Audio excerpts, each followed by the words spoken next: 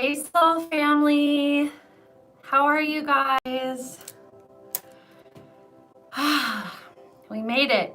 It's 5 p.m. Pacific. It is super hot in my house, which is why I've stripped down to a tank top. I had a cute little sweater on. It was off the shoulder. Way too hot for that, especially under these lights. So anyways, I'm so glad you're here. Welcome. This is going to be a really powerful night, I think, all day long. I just felt such an awareness of presence. Really attuned to my thoughts, the ego. You know, I've been taking Linda G up on her advice and really studying some more Eckhart Tolle stuff, and it's just Spirit has really been moving me the past couple of days, like really moving me. And I was a little worried. Someone yesterday had to reschedule, and I was doing it today, and I was worried that I was going to be like, I didn't come with 3 hours in me because I had already done a session for an hour earlier.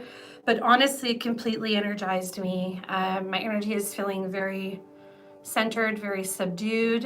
You know, sometimes I'd be up and doing things fast, but I have a feeling I'm going to be really deep into maybe some more trancy kind of energy tonight, just because I really just completely have been taken the past 48 hours by Spirit. So let's see where this goes. Okay, welcome everybody. Hi, Linda. I see people are saying hi to Linda.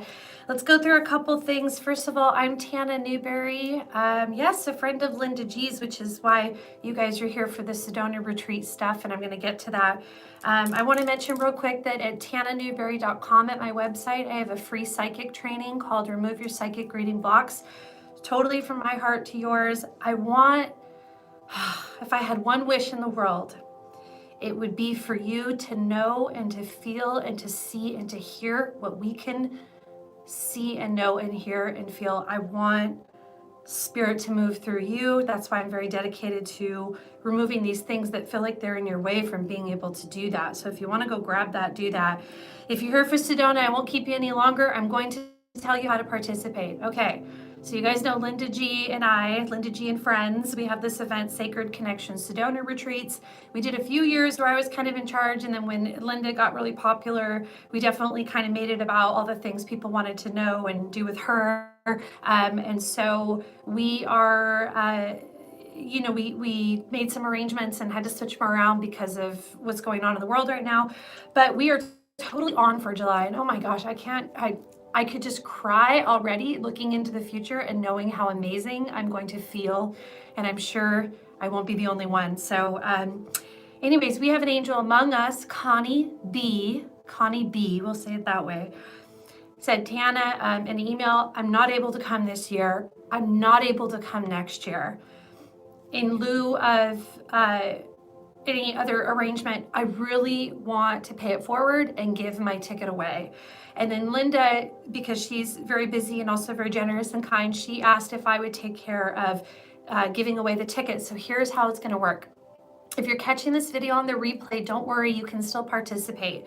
So in the live chat, you guys, right now, and you only have to do it once, and it doesn't matter when you do it. It's not urgent. You can do it during the live stream, and you can do it up to the end of Sunday night. Sunday night, let's say midnight. Sunday night, midnight, Pacific Standard Time. I'm going to take all of the very specific comments, I'll give you that, from this live chat, and then all the specific comments from the replay, and I'm going to put them into a little program that generates a random winner out of the comments. So you'll need to comment this. And you guys, it's not urgent, but here's what you have to comment so I know that you're interested in entering, okay? You have to write the word Sedona. It doesn't matter if it's lowercase or uppercase. Sedona space, okay? The space bar, and then 2020,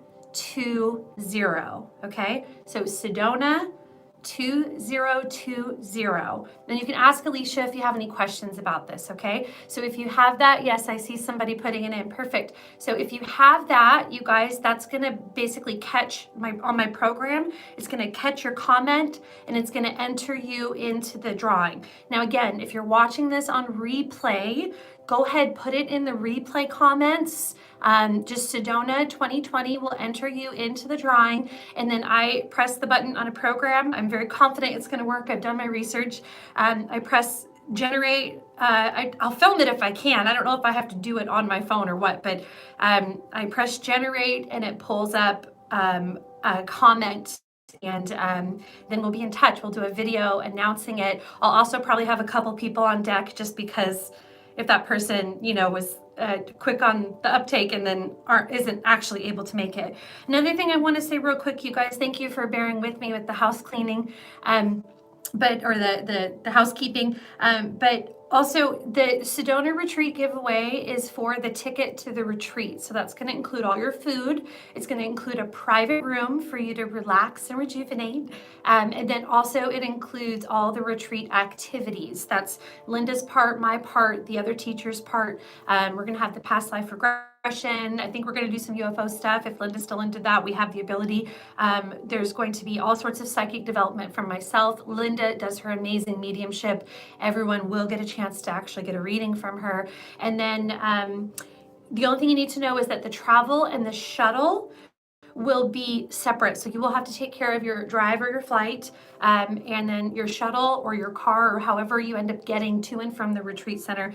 You have to be able to do that. If it's a concern, you guys, you win and it's a concern, we'll deal with it. I'll answer your questions, but that is also why I probably have a few runner-up people just in the hopper in case, okay? So keep that in mind. The other thing I want to let you know is that Sedona 2021, wait, does that make sense? 2021, yes. Next year's Sedona retreat tickets. You guys, this is Linda's last retreat. She is so amazing and so kind, but so inundated with all sorts of work and things, and it gets very complicated, doing taxes and all this stuff. And then this time around, she needs to focus on next year and let that wave her hat. So 2021 tickets are going on sale. I'm literally at midnight tonight going to press the button and make them available on the website, midnight Pacific Standard Time tonight. There are limited seats. I have a few people that couldn't go this year that did RSVP about going next year, and then it's only going to be a 60-person retreat. So it is spaces are very, very limited. So please, if you are interested in going to that, find a way. It's the fairest way we could do it is just say midnight. And of course we chose our time because we're Pacific.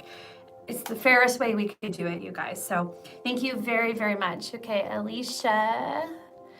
Okay, cool. All right, awesome. So Alicia and I are trying something different tonight. I am going to see all the comments you're making, but since they scroll by so fast, I'm going to be doing readings tonight that she is feeding me. So really quick, in the description of the video, you'll see how you can donate if you'd like. A lot of times people have donated and they felt like they were waiting a long time. So I appreciate you. I'm going to try to make that a priority to get to your question, but you guys don't have to donate. If you have a question, throw it in the chat. Alicia's going to have a list. She's managing everything for me. Forgive her and thank her. She does an amazing job and the best that she can. And what I'm going to do is spend the time Spirit asks me to spend, okay, with the individual questions.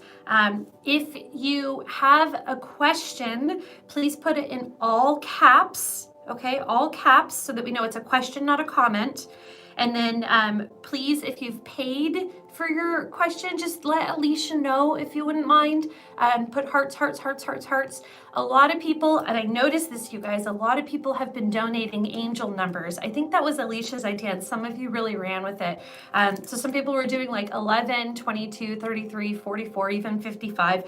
So I'm going to tickle Alicia's beautiful attention to detail, and I'm going to say that if you use an angel number in your donation, put the little angel emoji, because I want to see that and celebrate that, because that's super cute. Okay, all right, so let me read my notes from Alicia, and you guys be super patient and nice with her. Thank you so much for being here. And if you know what, whether your question gets read right away or not, You guys, please, please, please listen to the messages that other people are getting, because Spirit speaks that way. It speaks in these ways that everybody gets something out of everybody else's thing, okay? And I promise I'm going to try and read as fast as possible, but to also be efficient. So please be patient with the person receiving their message.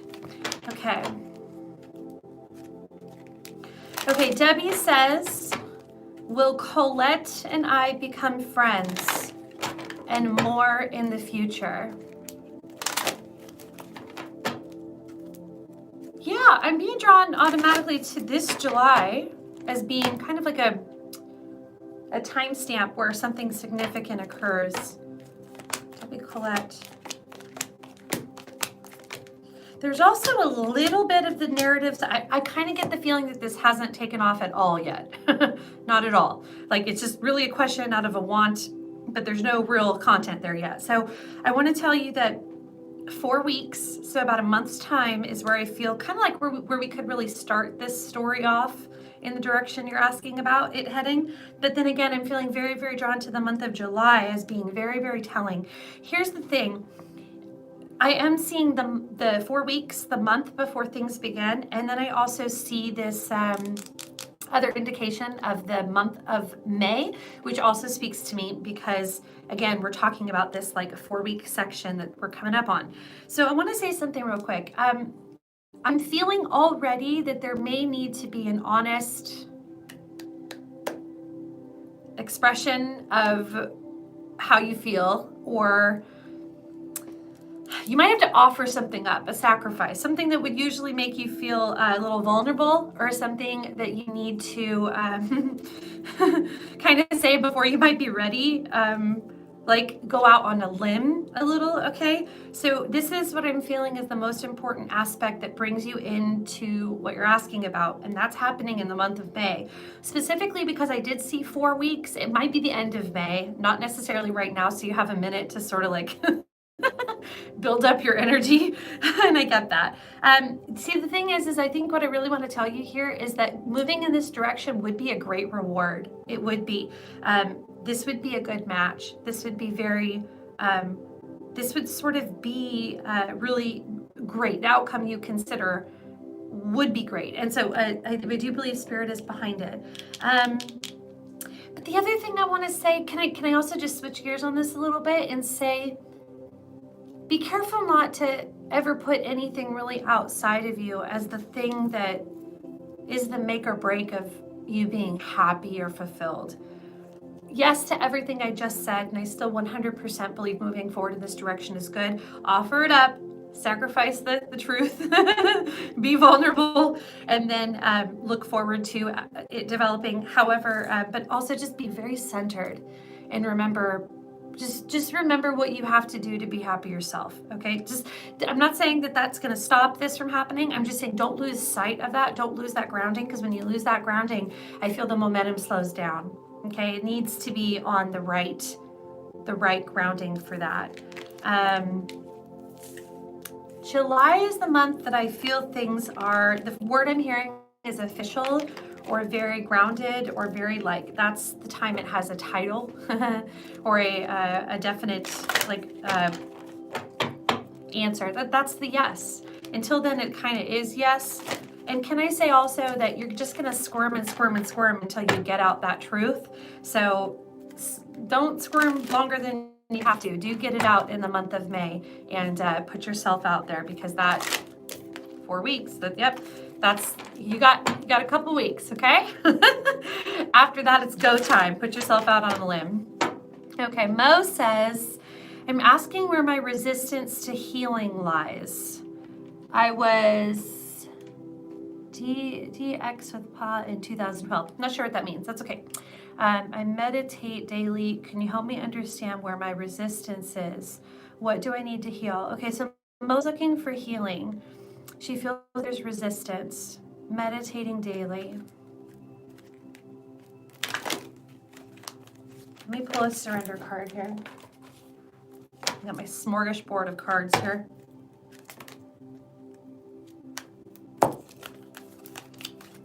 Negative thinking, obsessive thinking, it was your path, and surrender. Oh, okay.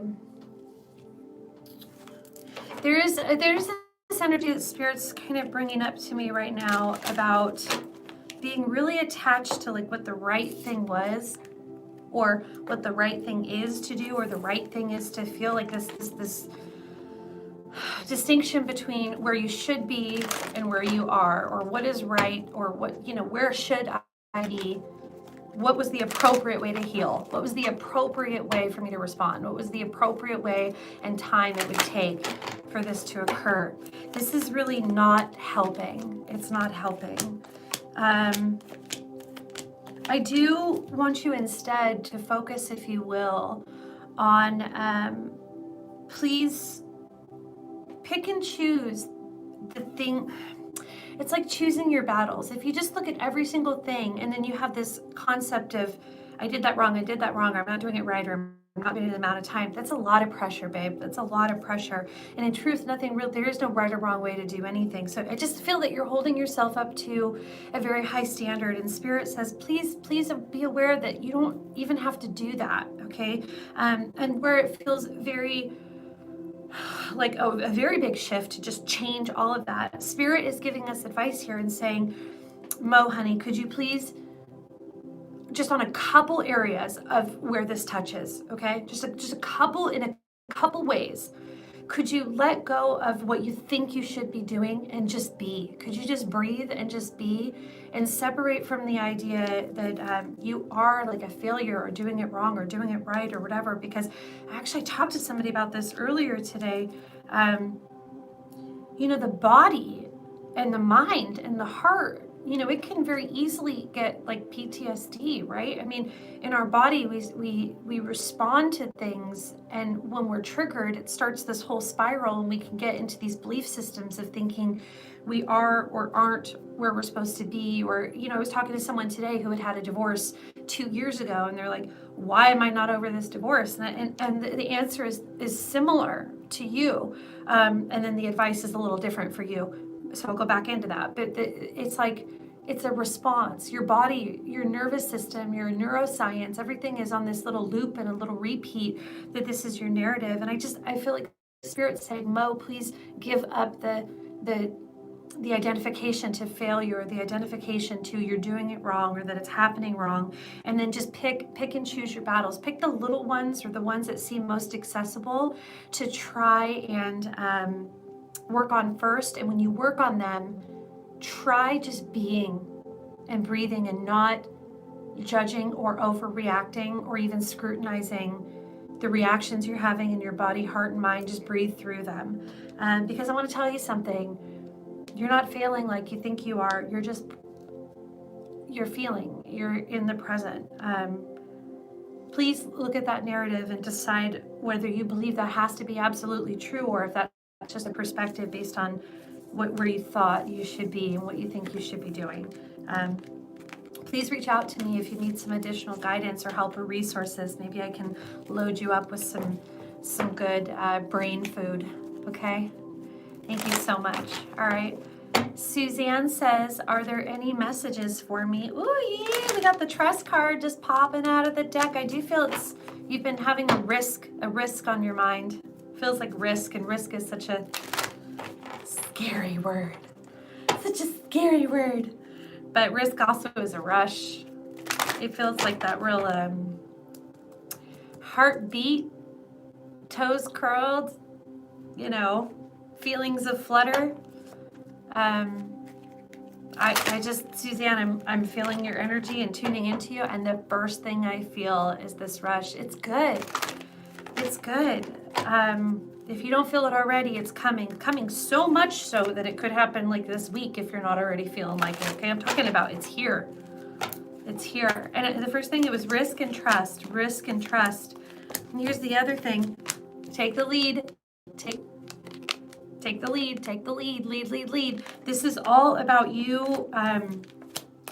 Carpe diem, season that day. Listen, if you have a decision that's been a big risk and you've been thinking, do I put myself out there, or do I take that risk? It could be financial, it could be a business, it could be relational, but it kind of feels like a little formal, a little more formal like that. So it could be business or money or something. If you have this feeling, it's like if it works out, that would be a rush and it fills me with joy. But then I go inside because the risk is very scary and I'm not sure it's going to work. And if it doesn't work, it'll ruin me and like all those things. I get that. But actually what I'm feeling is I tune into that energy and then I feel spirit right on the other side of it saying, trust, babe, trust, right? Because on the other side of it is actually the success of that occurring. Okay, so please, Suzanne, consider taking the risk. Okay. All right. Maria Collin. Hello, I have a job interview tomorrow morning. Will I get the job? God, I feel good about that. Yes. I wonder if your interview person is a female, because I feel like a very friendly female doing the interview or being involved in the interview process or something like that. I just feel that there's just someone, you're going to feel very comfortable. You'll be at your best. I do feel it's great. I kind of feel like, I wonder if you're the only female applying for the job. And if that, I'm not trying to be like, guys are this and girls are this. I'm not trying to be that. I just mean that you will have a quality that comes out that may not be present in the other applicants. I don't think it's too steep, the competition. I think there might be a few other people, but can I say that the chances of you getting this job are actually really good just from the get-go, even without a great interview. Listen, you have the Lover's card, the Marriage card, and the Move, even the well-deserved reward. These are all confirmations. And the throat chakra, hey, these are all confirmations. And it's not just about the cards. It's about what I'm being told when I look at the cards, okay? But Lover's card is all about hand in hand, a contract moving forward in a positive way. Move means you go from one state to a different state. So if you don't have a job and then you have a job, that's movement. Well-deserved reward is the thing you want being able to be accomplished. And balance, again, is like another Marriage card where we say, not just the implication of putting our hand in hand moving forward, but it's also an indication of like it being a good thing. I don't think you could be anything less than charming.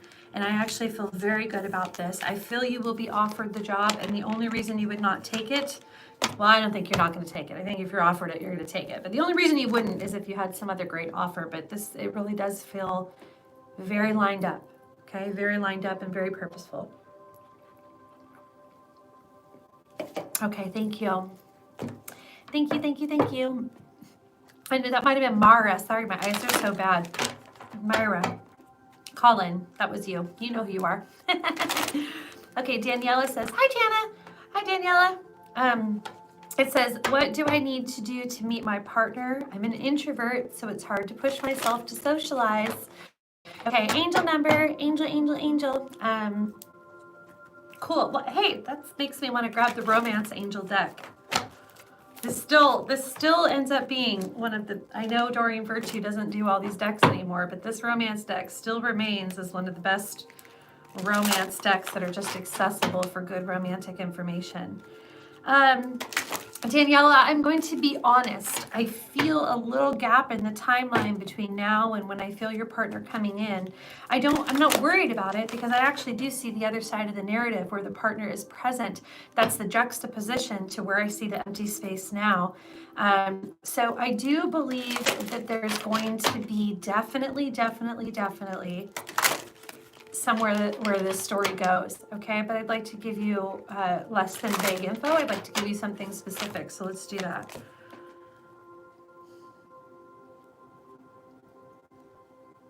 Spirit's showing me a situation. How to make sense of this. Okay, Spirit's showing me a circumstance where I wish I knew what you did for work, because I almost feel like it's in an area where it's like a public area. Like honestly, what I'm seeing is the bookstore I used to work at, someone working behind the counter, and then like someone coming in. So what does that mean to me? Those are just basically the way my imagination fills it out. But it's almost like, feels like you'll meet the person by interacting in a public location or work, if that's a public storefront or place where people exchange and come in and out. and it feels like they have a reason. I keep saying a man or person in uniform, and I can't figure out if they're like there to fix the copier or to like bring water jug or like deliver the frozen foods or like I can't tell what it is.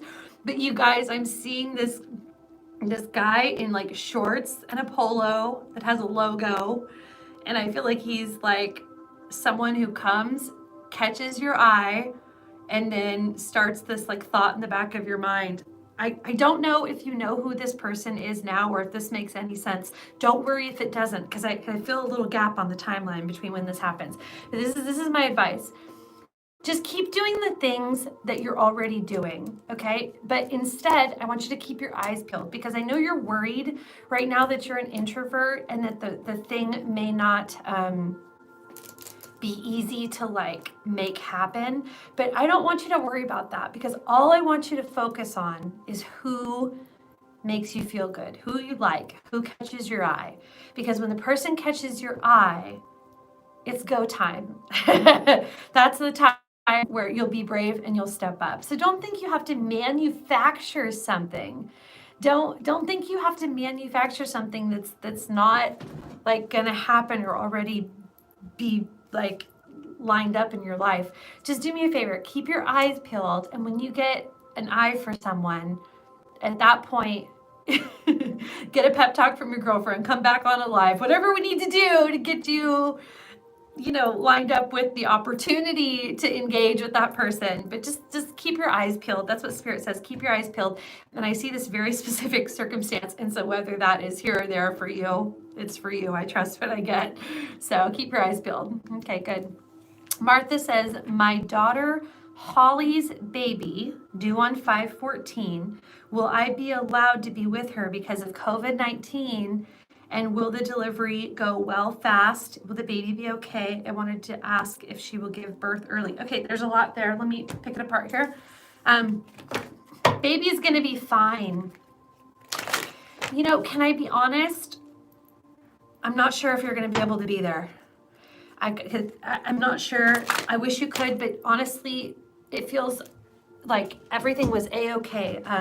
That indicates, got to change my seating here. That indicates to me that mommy is great. She did awesome. No complications. Everything fast. I feel her strong holding the baby. Like that wasn't as bad as some people have to go through. It was like all the way considered a very charmed birth. But I gotta be honest, I do sort of feel like you're on FaceTime. And if I see you on a phone, I don't think you're there. Because I keep seeing a phone in the vision. When I see her holding the baby, I'm seeing a phone, like they're connecting with you over the phone. So I'm not, I wish you could be there, but you know what? You got your whole life with this baby. Don't you worry, it's gonna be okay. And I do feel that she'll have someone there with her, a spouse, a husband, a partner, or somebody. So she's okay. She's she's strong, charmed birth. I really feel like that. Baby's gonna be totally okay. And will she give birth early?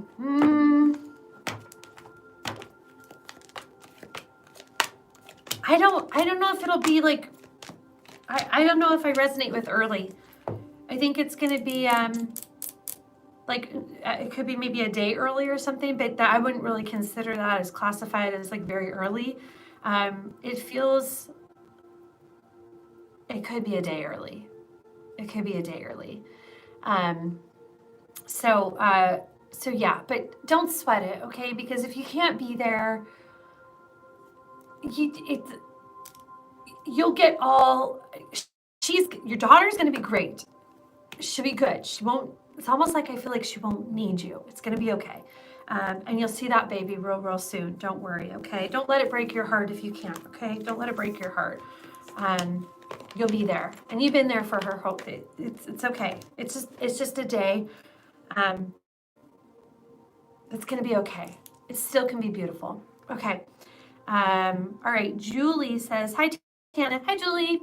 I want to know what Spirit wants me to know in order to stay connected to utilize what gifts I may have for the highest good of all. Service. I immediately hear service.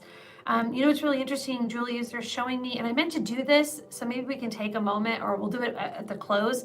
But I wanted to pray. Julie, you have a very strong sense of the law of attraction, if you will. It's a very strong sense of being able to just the pull, like some people can pull and manipulate energy. Manipulate is just a way of saying move it. Pull and work energy. I mean, you could be like an energy worker, but it's also just with your thoughts and your prayers and your practices and things. So service, and I do feel like global service or service to humanity will help you stay connected, because it'll be a very, very strong vibration to tap into Mother Gaia or humanity, very, very strong, and you will not be able to pass up what you feel. It may also feel like your imagination, because when you bring it out to all of humanity or all of Earth and you get indications, you may think, oh, I'm making that up. So you will need to do maybe a little bit of work around your belief systems that you're making stuff up. There's something there. And I actually, in my free training that I have online, I have this lesson in there that's real versus the imagination, to help us kind of rid ourselves from that place where we can get hung up. So check that out if you want. But service, I do feel on a very big level, humanity and healing and Earth. And that'll make you feel very, very connected.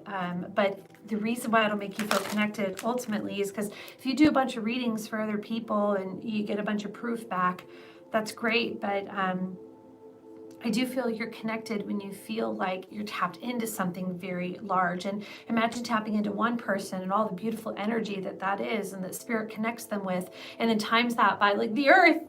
And if you're playing in that field, you cannot dismiss how you feel when you tap into the mother source. Okay, so I do feel humanity and Earth being a huge part of your service. And healing, even just like learning Reiki or healing, it helps you. Like if I said, is it hot or is it cold? Hot or cold? Do you say hot, cold? If I said hot, medium, or cold, you'd go, medium. If I said on a scale of 1 to 10, is it hot or cold, right? So all we're doing is exchanging this scale of 1 to 10, hot or cold, for scale of 1 to 10, how strong are you feeling your psychic information? It puts more notches on the ruler, so it's not just I feel it or I don't. You're more sensitive to the subtleties of the energies coming in, and you can actually make sense of each individual place on the ruler. Sorry if that got too mathematical or scientific, but the point is your sensitivity will increase if you increase the amount of energy coming in and you increase the amount of service that you have, because then it'll be utilized more and more and more. So do that for me, my love, and consider removing the idea that you're making anything up, and really give it the place that it needs to be acknowledged and sort of validated. Okay, perfect. So Dawn says, do you see me being financially able to move back to Seattle, Washington, to be closer to my daughter and granddaughter? I'm so sad living in Tucson without them. Yes, I do see it, but I'm wondering if it's next year, because I automatically saw the mark that indicates the year passing, and I saw after it. I also saw the number 3, so it could be March of next year.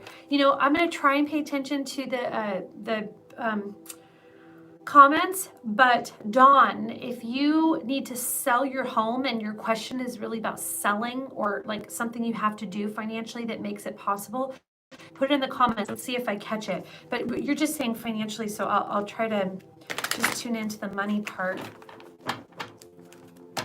I keep getting March of next year.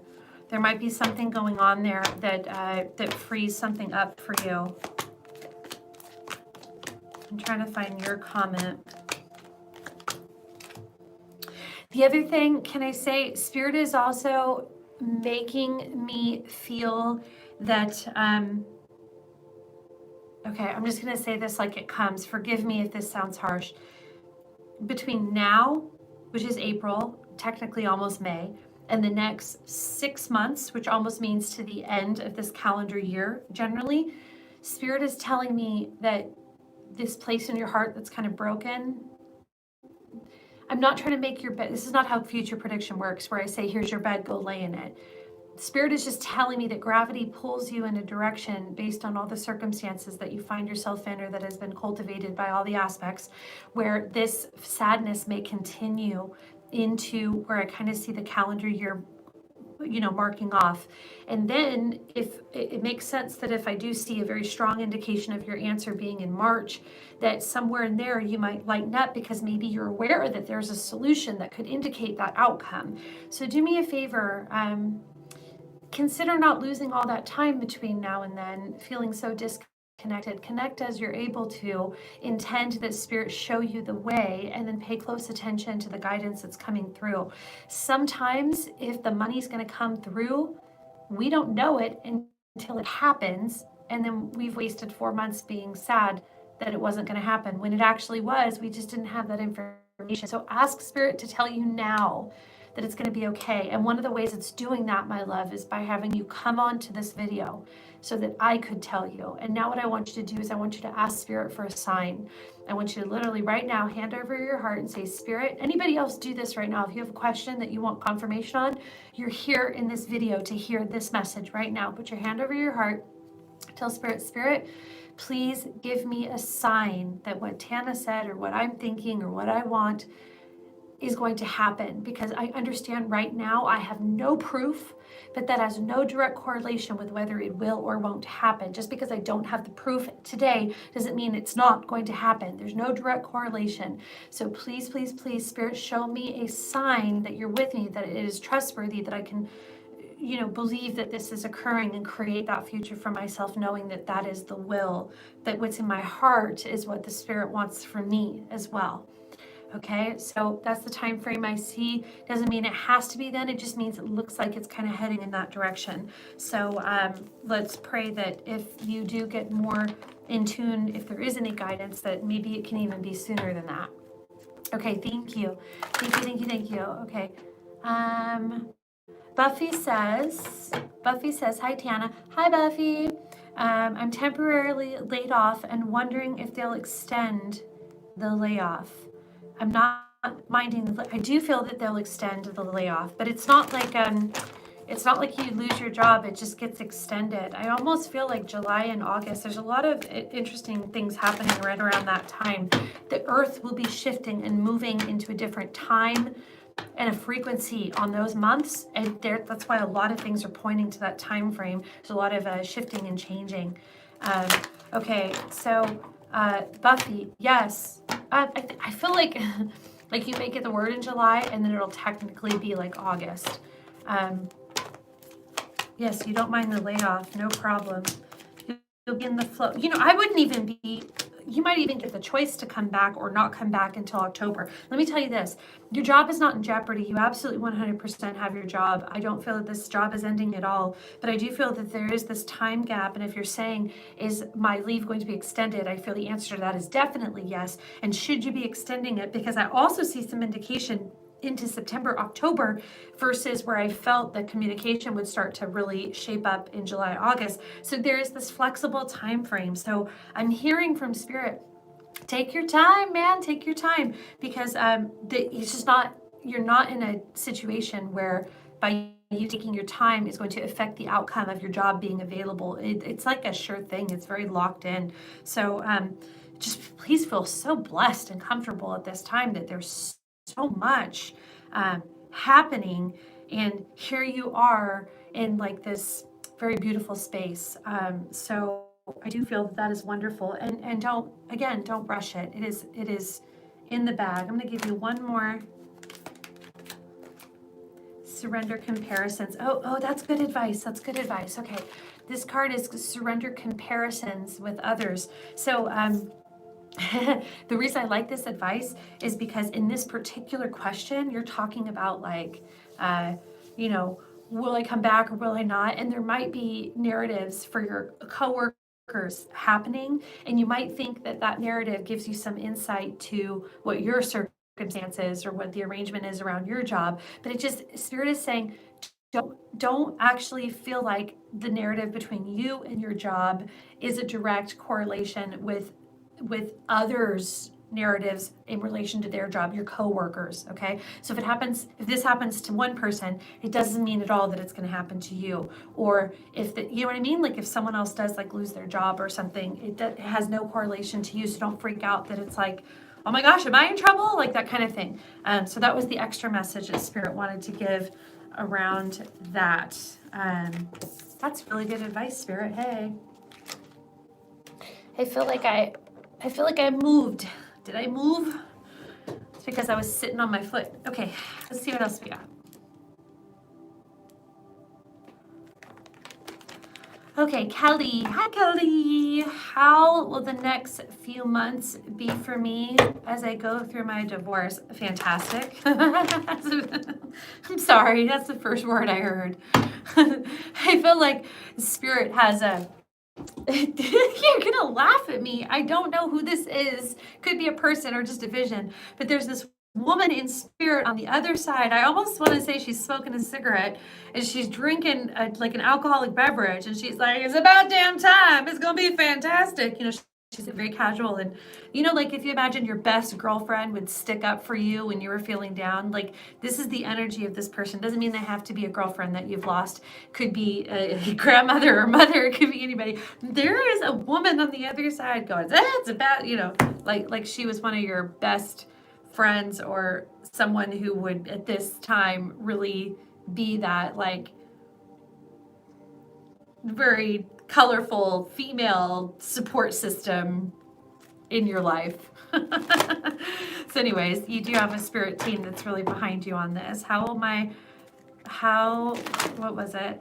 How will the next few months be for me as I go through my divorce? Can I also say, Kelly, that you are energetically in a way better space than most are.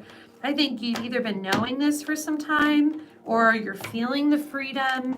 If you're not feeling good about this, I think you will be in no time. There's no doubt in my mind that this divorce was probably a good idea, okay? There's no doubt in my mind that it could have been a long time coming. There's no doubt in my mind that anything it's sort of taken away from you, meaning that it's kept you feeling down or kept you feeling like your freedom was in question, you know, in energetic ways that you shouldn't be. You should be alive and flourishing. Whatever this heaviness is, it's like a relief.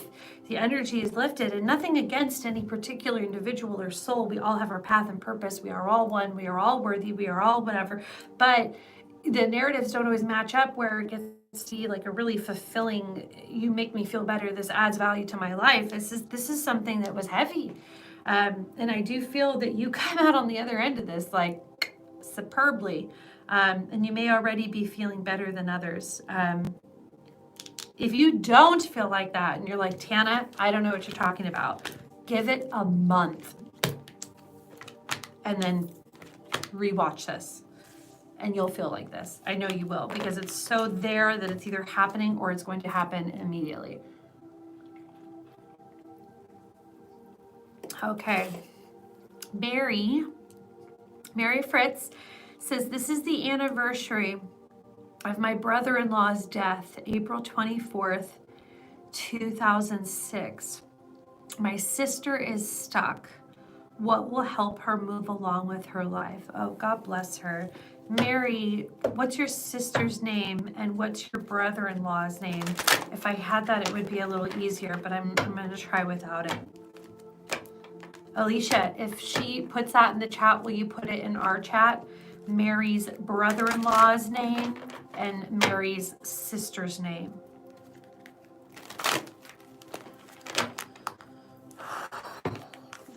The circumstances surrounding his death were very hard on your sister. I don't know if it was quick, like an accident, or it just feels, there's just a lot of, it feels like the energy of it was very tragic. And there may have been some darkness around it. I feel your sister already.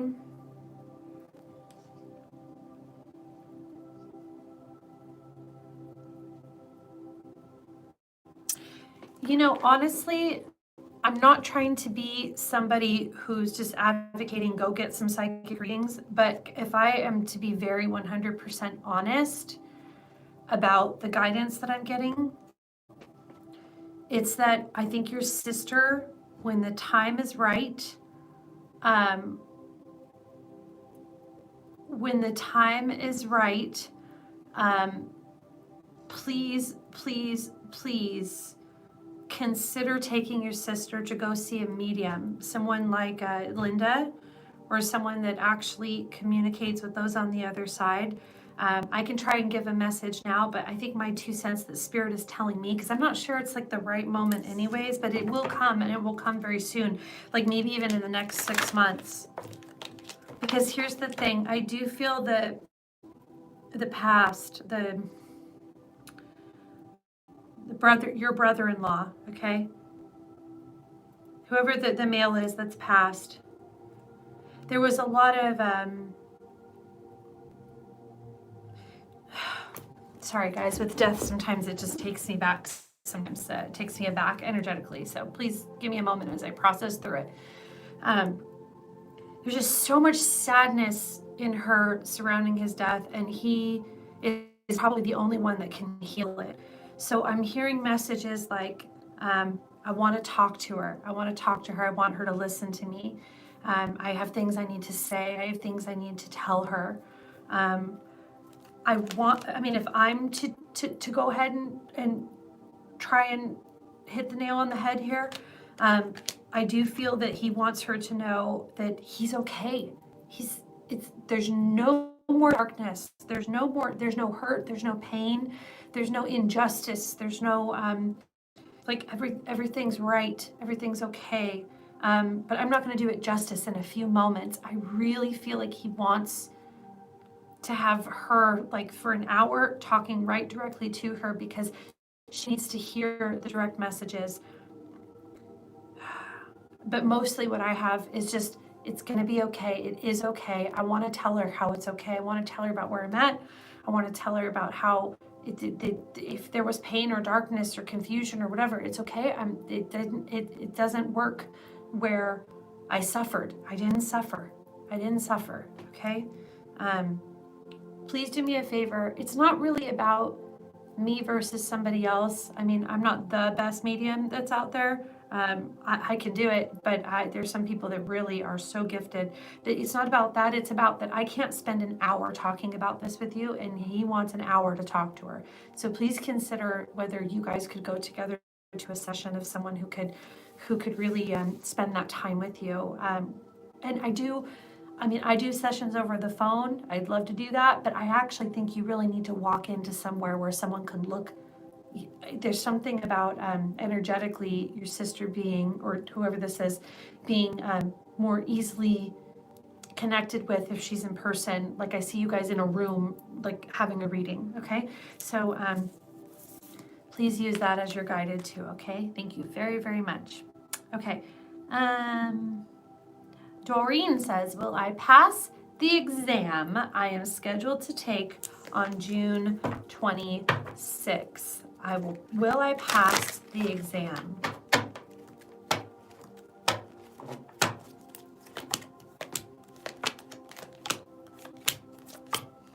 Doreen, have you studied enough? Look, let me say this. There's a possibility that something may be standing in your way to preparing at the level or letting it sink in at the level that it needs. I'm not telling you this to be like, the answer is no, deal with it. I'm telling you this because if you're not careful, I don't know if all the things will be lined up right to do it. It's go time. It's time to light that fire. You got to get out of whatever it is that's keeping you limited in your preparation process before this exam. I don't know what it is. I'm actually not worried about this because it kind of feels like you can take it again and that it would be a disappointment to miss it the first time, but it's not exactly uncommon that, or even if this isn't the first time, it's not exactly uncommon that people just don't pass, they just take it again. So I know that might break your heart. So I think you have an option. I think you can either step it up and do things that you weren't already going to do in order to secure the fact that this is happening, or do what you can do. Do the best you can do with what you've got right now. And then if it doesn't happen, don't let it break your heart. Just dust yourself off and do it again. Because I kind of feel like Spirit's going, bop, bop, like maybe it's the next time.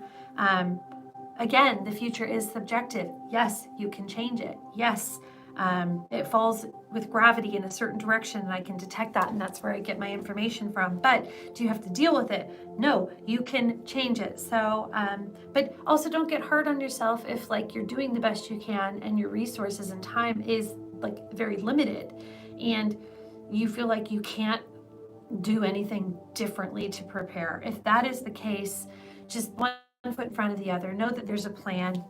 Don't get too hung up on the whens or the hows. Just because you do or don't pass this test doesn't mean that your dream is or isn't obtainable. Do you understand? Like, this is just one little detail in how it unfolds, and it has the freedom to happen again if it doesn't happen this time. Okay? You can do it. It's just going to take something a little different than what you got at the present moment. So figure it out, or one foot in front of the other. Pull the thread. You'll get there. You'll get there. You'll get there. Sorry if that was harsh. It's just meant to prepare you, okay, for changing your stars. And that is ultimately what we're in service to, is you getting the outcome you want. So serving you by telling you that it is obtainable, but switching your focus, hunkering down will make a difference. Okay. All right, let's see. Jenny says, I don't see an angel. She must have did an angel number. So the emoji is it's like a little desert emoji. That's cute. My brother Tom is living on the street. I haven't heard from him since March. Is he okay? I'm hearing yes and no. Is he okay? Yes and no. The way they're answering that to me is that as far as, okay, to us, no. To those who understand living on the street and the spectrum over here that is yes or no, like, is he, like, here's the spectrum, right? The people who don't live on the street, the people who live on the street. To us, him being anywhere in this category is where we get the no. He's not totally okay. But if I was just to focus and ask the people who lived on the street with him if he was okay, they'd be like, yeah, he's got a couple things going for him. Okay, so you guys, right now, Ginny, please accept this if you want, and if you don't want to accept it, you can just affirm that it doesn't happen. But you guys, for those of you who'd like to send a prayer to Tom to help his attention and his energy to be aware of the opportunities he has to be safe, to be comfortable, to be healthy.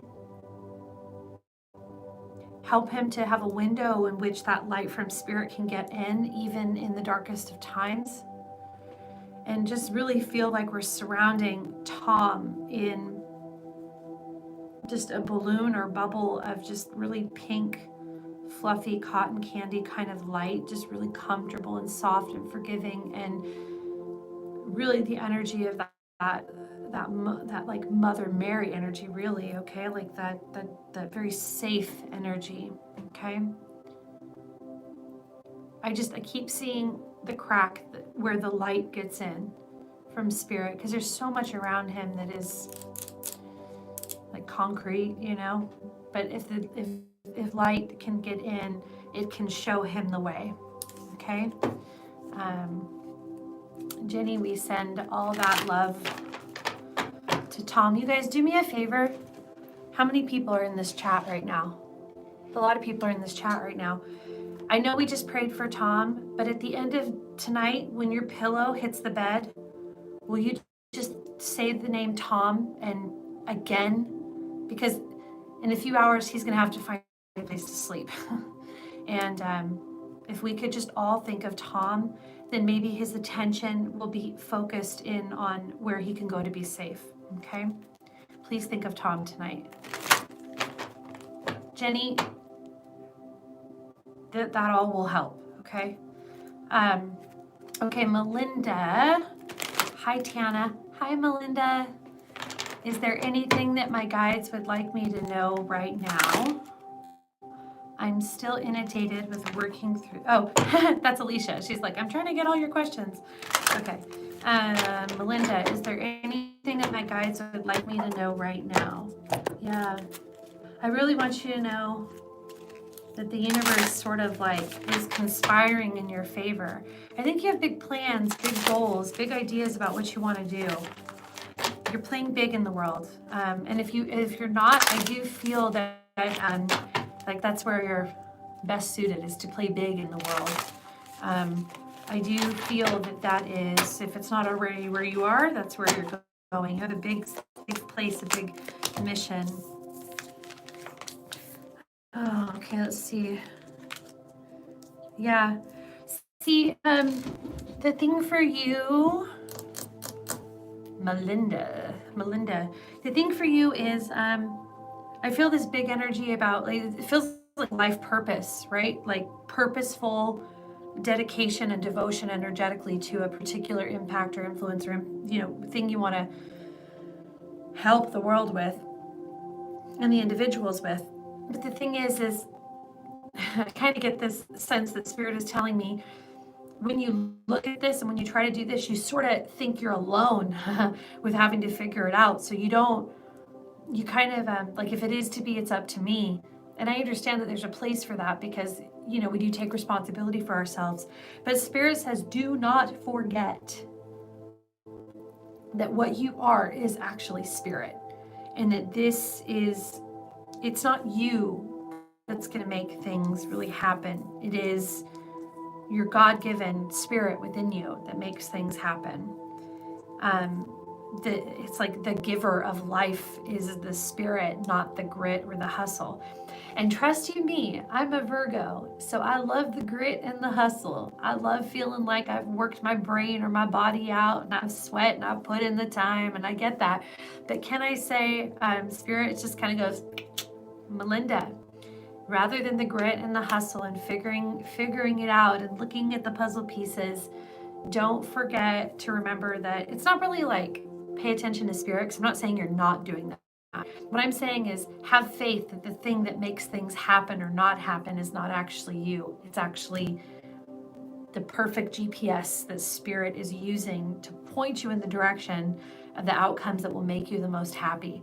So I just feel like I need to remind you that you're on a team with Spirit and that you don't have to do it alone. So yeah, you got something big. It would be like if somebody, I talked to a lot of people who were like, spiritual entrepreneurs, right? And so they're like, oh, I gotta do this thing, and I do this too. I gotta do this thing, gotta implement this thing and do this thing. And I'm like, don't forget that the key ingredient is it God's will? Because if it's God's will, it is not, I'm not just saying it's like outside of you. I'm saying it's part of you. I'm saying you are, like, God is through you, right? The energy of Spirit is through you. And so that will is matched with what your will is, which means when all things are said and done, what was the outcome we wanted to move towards?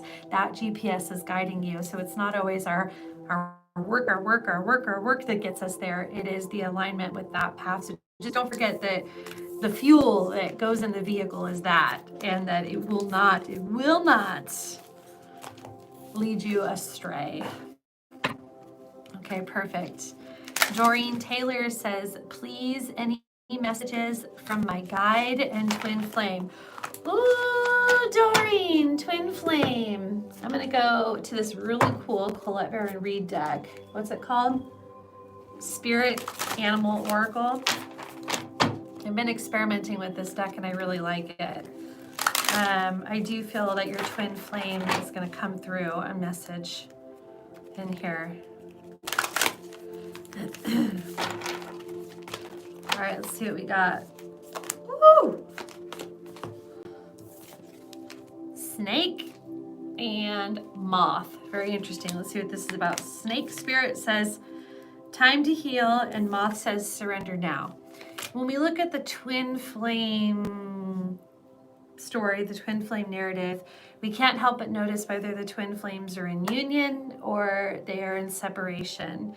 And this seems to be one of the major focuses of the twin flame relationship, not because we're trying to be like shallow, like, oh, I want to be with them. It's just because that energy is so powerful that we can't help but be drawn to it. So we notice that we are wanting it, right? So I'm just saying that the snake spirit and time to heal does indicate usually that someone is in separation with their twin flame. And the advice about that, that's where moth spirit comes in and says surrender, surrender. And it's not saying surrender tomorrow, and it's not saying surrender in 5 minutes. It's saying surrender right now. Surrender to the fact, like right now, if you are not in union, yeah, he's passed. Is that what you just said, Doreen? Yeah. That's what I'm saying, because it just, snake spirit and time to heal just talks to me about the twin flame union in separation. And the surrender is kind of a way of saying, like, whether I am in that separation or not, mainly at this point we are in that separation, I surrender that this is where the relationship with my twin flame is manifested as in this moment, and it does not take away anything at all. I do want to give a little advice. I think one of the things you miss, obviously this is all about physical touch, desires, appetites, passions, even all the sexual organs and places where we feel intimacy is happening. So I get that there's a big change. But I do feel that the twin flame union is begging you to pull the thread and get to the next step of the narrative. So I do believe your twin flame is always with you, that even in separation, there is union in truth. It's just a little different than the way we would usually define it. I also want to say that it definitely is a twin flame union to me, it feels like, because it's answering the question as such. And I do feel that union and separation is more of an illusion than anything else. So I want to tell you that. Okay, I'm skipping. Please make a housekeeping announcement about the caps and hearts. Lots of people here. Okay, you guys. So logistics. If you are putting a question into the chat, and it's a question for me, because there's a lot of comments in there that I don't need to see necessarily. If it's a question, please put your question in all caps. That way Alicia's attention is brought to it. Alicia has tried to help me make sure I'm getting to people that are contributing so that feels kind of fair to them. So please, if you are contributing the suggested, like a donation to help Alicia and I stay up here, and it's like the $5 thing, you can put heart emojis if you want, or something like that. So she knows you asked a question and made a contribution, and she's managing that. Also, if you, a lot of people, Alicia was telling me, we're doing angel numbers like 11, 22, 33, 45, 44, or even 55 in their contributions. And if you're doing angel numbers, I told Alicia I would have you put the angel emoji so she knows that is what's going on. 711 117 angel numbers. You guys, I don't know them all by heart. They're so hard to all remember all of them. I know some of the basics, but if you just type in angel numbers and Google it, you'll find people that have like meanings for angel numbers, definitely. Also, Sedona retreat housekeeping. If you're here for the Sedona retreat and you want to enter the drawing, type in SEDONA space 2020. And if you haven't already entered that comment, just once, all you need to do, because if you do it more than that, it's not going to matter. So just once, Sedona 2020. If you do that, we are giving away the Sedona retreat tickets, and that will be drawn either from your live comment, or if you're watching this in the replay, in your replay comment up to this Sunday at 12 p.m. or at 12 midnight Pacific Standard Time. And then I'm picking at that time from those comments, and we'll announce on Monday. Okay, thanks guys. Okay.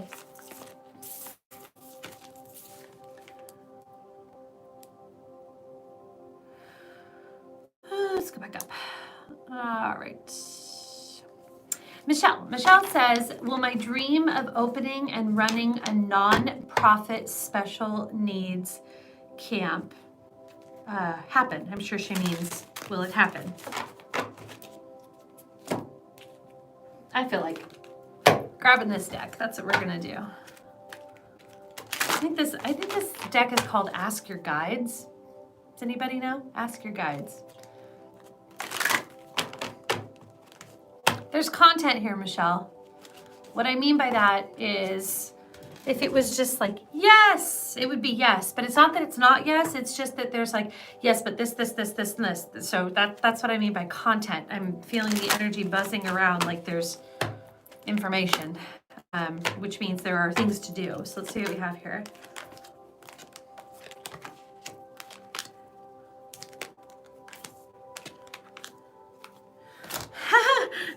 The last card, you'll see why I'm laughing. Okay, so let me just say these in a row. Creativity, deprivation, deceit, restriction, boredom. Okay, so I just had to say that. Okay, Michelle, the part where you dream the idea up, that part is like so awesome and good, and you've definitely done that. I have to say that beyond that, I think you can maybe, I'm just detecting a little bit of stuckness, like we don't know where to start, or we're feeling like the things we have to do that have to be the first things we do, like have the money for it, or have the time for it, or know how to do A, B, and C that has to happen first. That's where the deprivation card comes in for me, and it's talking about like kind of feeling really stuck. And then to add some insult to injury, there's this deceit and restriction here, which means, you know, I wonder if the people around you that you've ever asked for help or like that you've tried to partner with haven't really produced the results you want, and maybe even produced kind of like results that you didn't like. So if you've had your challenges, also like sharing this dream with others and asking for help, and I get that. But can I say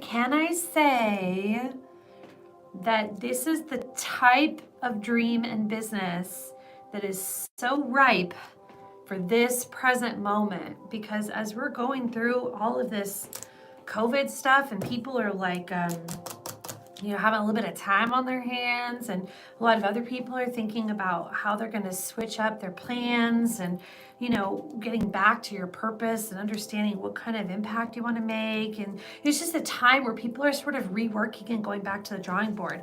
Can I say that this is like the perfect energy, whether you are working essentially or not?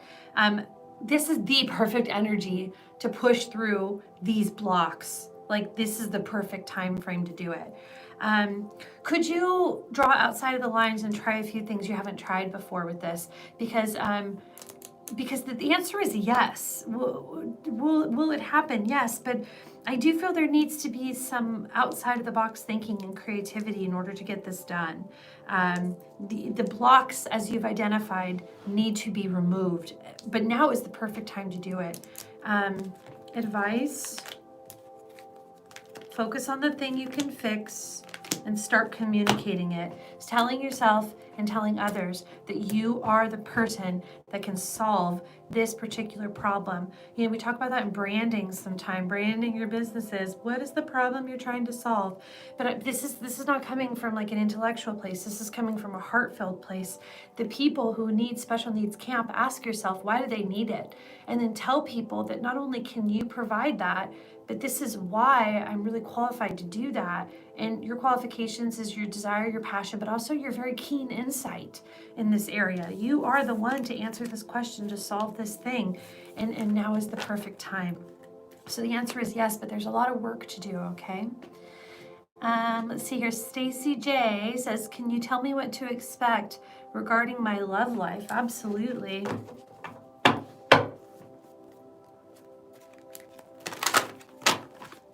Stacy, I feel like whatever you're coming out of has either been too casual for you. Like, I just feel like if I was your best girlfriend and I was telling somebody else about you, I would say something like this. She's had a rough road. She was in certain relationships or whatever, like her heart was just kind of broken. She's never found the right person. And then she had one or two or a series of situations where people weren't really bringing like what they should to the table. And so she's just kind of had like kind of crappy luck in that department lately. That's how I would describe what I'm picking up if I was sharing with somebody else. And I want to let you know that I keep hearing it's not your fault. It's not your fault. That almost implies like it's someone else's fault. I won't go into that. Like the people that may have not been the right people. I'm not going to go into that. But I get that you're really feeling alone. And it could have been like a really hot minute since you had like a really strong connection with someone. And I know it almost feels like the past 3 months in particular have been really hard on you for whatever reason. And I wouldn't be surprised if you sort of said, I'm not giving up that I want it, but I'm giving up trying A, B, and C because it's not working.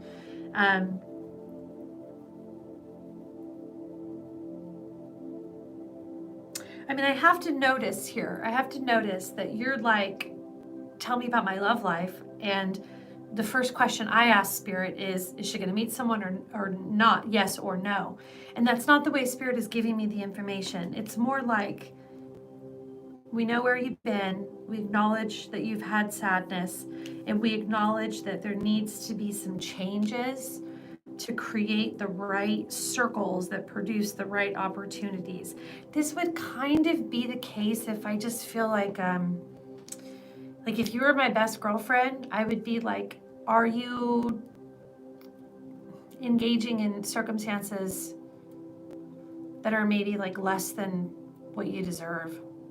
Or have you, in lieu of feeling lonely, made any compromises on like who you let in because you were like, this is also the kind of thing where sometimes I feel like I hear people say, is that it? Is it over? Is that all there is out there? Am I, however old now and this is the way it is? I have to compromise, and I get that. And I feel, oh, look at this. The Lover's card just jumped out of my deck. Woo! Now we're getting there. I love it. The Lover's card. And one of the marriage cards. Wow, talking about the numbers 5 and 6. Now 5 and 6 is May and June. So I think that's a little early for thinking that it's just going to happen, because I do feel there's a lot of energy to shift.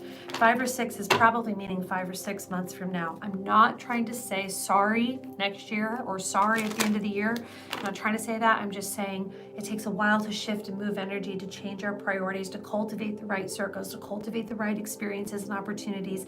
I'm just saying, keep your sight set on the vibrational match to what it is you are worthy of and that you deserve.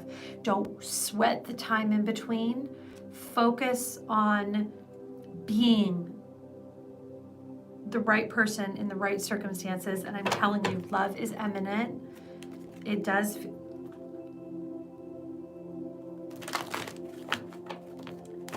I'm just now hearing in my physical ears, I'm hearing beyond your wildest dreams.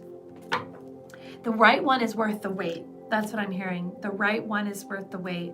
And it's funny because I didn't even read this like you could be not, like I read this like you weren't in a relationship. It's even possible that you are in a relationship.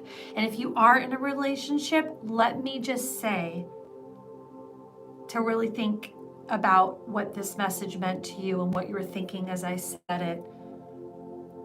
If you're currently in a relationship, okay? Just do me a favor and do that, okay? Okay, Bonnie says, will my legal case go well? I automatically hear yes, but I think there might be a compromise. Are you trying to get money? Is the legal, it's like pretty likely that you are. That's usually what legal cases are.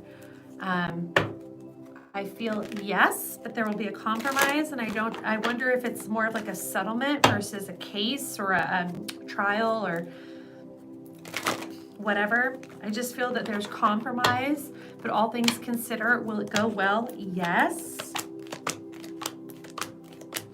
Are you going to get the resolve within 3 to 4 weeks and possibly part of the solution even on week 5?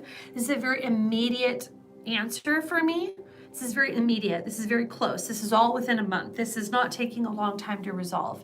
This is Benny, not Bon. Oh, Benny, it's fine. Sorry if I said the wrong name. It's still for you, trust me. This is a case that is quick to resolve.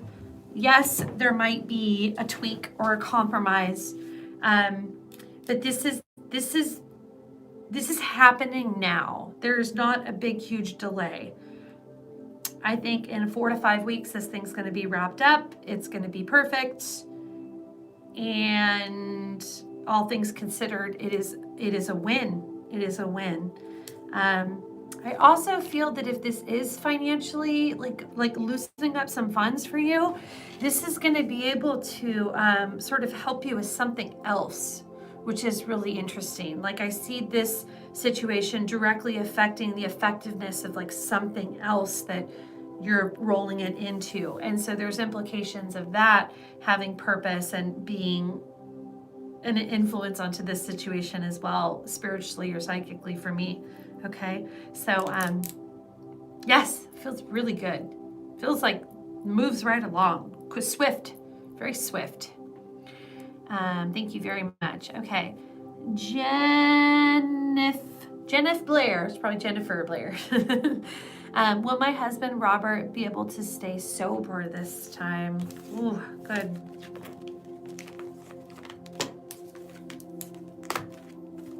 Forgive me for not answering quickly. I want to make sure I'm being very thorough because it's a very sensitive subject to me, too. Just want to make sure I'm looking all the way around it.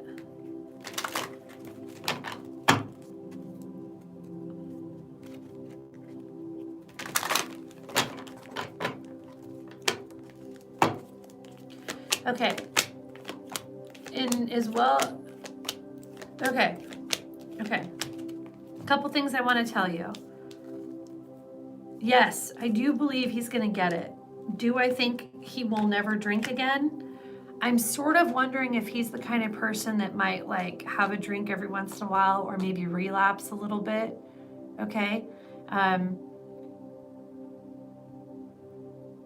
So just as an absolute saying, is he ever going to drink again or stay sober? I'm going to detach that specific answer to the guidance and the outcome I'm giving at this point, because what I actually want to tell you about this is that I feel Robert is going to go through a lot of change.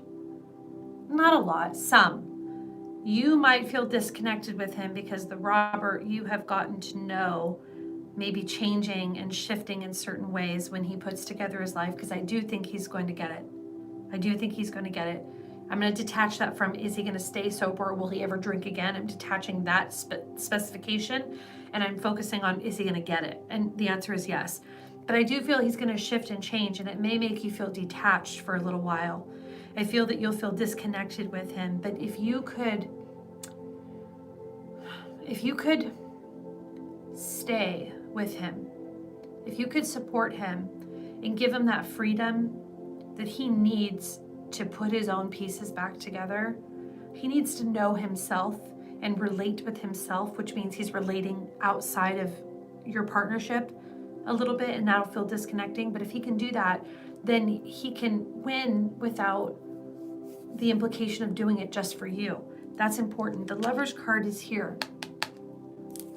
And there's this really interesting split between well-deserved rewards and challenging times.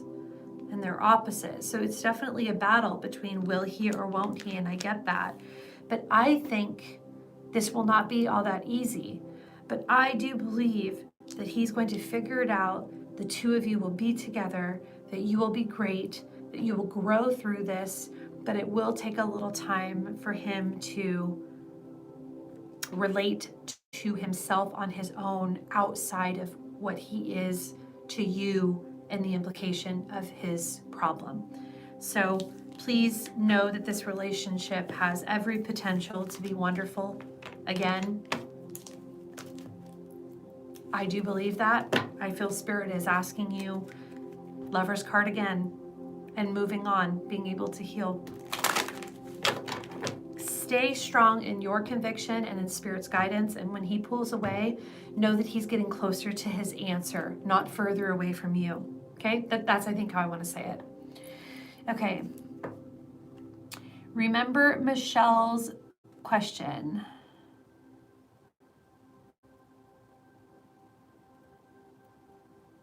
Okay, I think I got Michelle's question. Benny, okay. Jennifer Vinson, I was feeling really low yesterday. I am a Taurus, and I know a lot of things are going on with the planets. I heard a lot of Tauruses yesterday say something like that. Does that have anything to do with it? You know, Jennifer, you ride the wave of it's just a wave that you can ride energetically. What's in the stars and what's in the planets and what's in the cosmic vibes and all that. Yeah, we can ride those waves. It can affect us. We are not an island. The tide rises when the moon is full. We have cause and effect in our energy. I do also feel, I know I heard this earlier, but it is a shortcut that Spirit gives me that starts to connect me to a very specific path of messages. And I'm hearing it's not your fault. It's not your fault. The other thing I'm hearing is it was nothing that you did. It's nothing that you did. Sometimes when we ride the wave of this human experience and emotions, we have varying levels of performance and varying levels of feeling connected, various levels of highs and lows. I do not feel that there is anything wrong with you or this, like there's some wrongdoing that caused this adverse effect. It just feels like a wave that you are riding. Yes, Jennifer, you are very sensitive, as many psychic people are. You are very sensitive to the energies, but remember, just like a bad wave, you can also ride the really good ones. So I don't even have a problem with waves in general. I like them. I don't mind them. I just remember, you know, like when the wave crashes, when the wave's coming, you hold your breath and you bear down, and when it's still, you swim a little further, or, you know, you just let the wave indicate, like you play catch with it. Wave of energy does this, I do this. Wave of energy does this, I do this. And you find a way to co-create exactly what you want.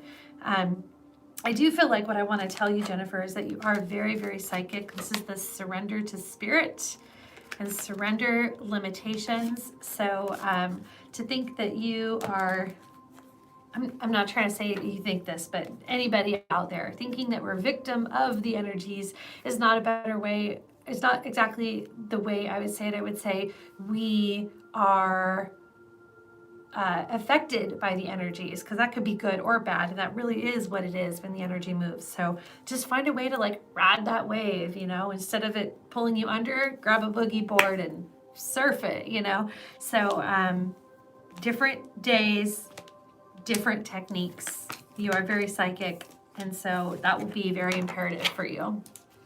Thank you.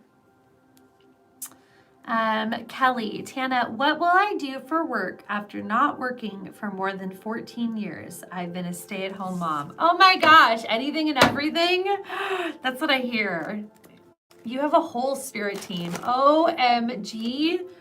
Whatever you're going to do, it feels like you're an entrepreneur of some way, because it's like you have more employees in Spirit than you do here.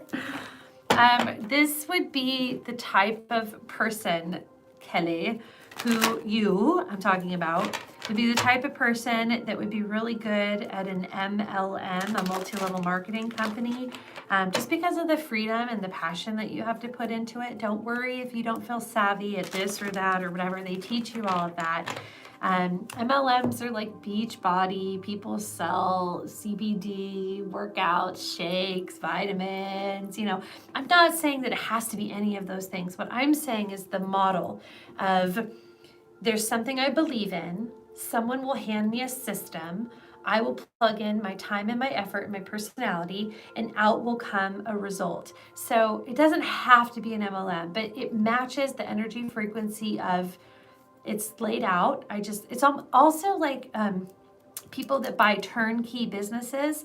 Like I actually have a turnkey business, not my psychic business, but my family owns a entertainment company, and my dad, my brother are DJs. So the turnkey business, I bought a photo booth for X amount of dollars, and then now there's a business model. I go to parties, I provide the photo booth, done. So it's like you plug in your buy-in or your involvement, and out comes this obvious structure of what you do for work and how money comes in. So it's like a vibrational match to that. I don't think you have to reinvent the wheel. I also don't feel like you're going back to work for the man. I feel like Spirit really wants to honor the fact that you want your freedom in your work, and that you kind of want to feel very like creatively, passionately connected to it. And I do feel that there's something very specifically like that. The Spirit wants to try with you and see if you can go ahead and do that. So just let your imagination run wild with what the possibilities are, but look for something with ease that's already spelled out. Because the alternative of either doing something brand new that you have to create, like someone in here, who was it? Let's see, had this summer, the nonprofit special needs camp. Like that's building from the ground up. Like Michelle's building from the ground up. For you, I'm saying it's almost like you build your following from the ground up, but the thing is already created. Like the idea of what it is created. You just plug yourself in. I really feel strongly about that. And if for some reason that's too scary and you don't take the action, I feel like Spirit will line up a job for you. That's what I feel like. But I do feel you're out of the home working. I mean, not like out of the home working. I just mean like, I don't feel like you're just stay-at-home mom. I do see work, okay? Hi, Sue. Sue says, will I be moving to be near my mom? I wish I knew where this was. Yes. And I also heard no. So I think the thing you're considering, it's almost like I don't even know what your question was. They said yes to this question, but your follow-up question is a no. So what does that mean to me? Let me try to be psychic for a second. So, will you move to be near your mom? Yes. Blank, blank, blank question. No. Whatever your follow-up question was, just pay attention to the fact that I might be hearing no to it. Sue, I do feel that there's an obstacle. I don't know if it's that you're married or you have family, or like there's a lot to think about moving. It's like there's more than just you to consider. I also am being drawn to, let's talk about why this card is in the middle. Moving on, sometimes implying August or the end of summer, fall. Move. We also have that one here. Move. These are the two move cards. The two cards. They're both here. But I think you need to find the right solution, because whatever you're considering now, first of all, it influences others. So that's why it's kind of hard, because you're thinking about how's it going to affect person A, B, C, D also. So there's just something about that. But the answer is yes. I'm going to say yes. Whatever the follow-up question you asked would have been no. Please let Spirit tell you what that means, because I'm at a loss. And then consider that both of these cards are talking about the end of summer into the fall. So please note whether there's an important task to take on at that time that will create this outcome as you desire it. I also wonder if you're not actually thinking this is what you want to do, or like if it is the best option. You might be dragging your feet because you're like, I don't know if I want to, or I don't know if it's a good idea or something. So even though I feel like it's a yes, I see also that there's some resistance from you. So it's okay. It'll take time to work out. I want to say this. I don't feel urgency to the point of any danger or unrest or anything like that. So if it is taking until summer to feel closer to getting your answer really realized, I do not feel the urgency is there, and that this horrible thing happens if you don't adhere to it. It's the opposite of that. It's like the idea that you have a little time. You have a little time, okay? Okay. Christine Thomas says, as an adult art teacher, wondering if I should do online Zoom art classes for the month of May, since I've been laid off since mid-March. Never have done online before. A bit apprehensive. Christine,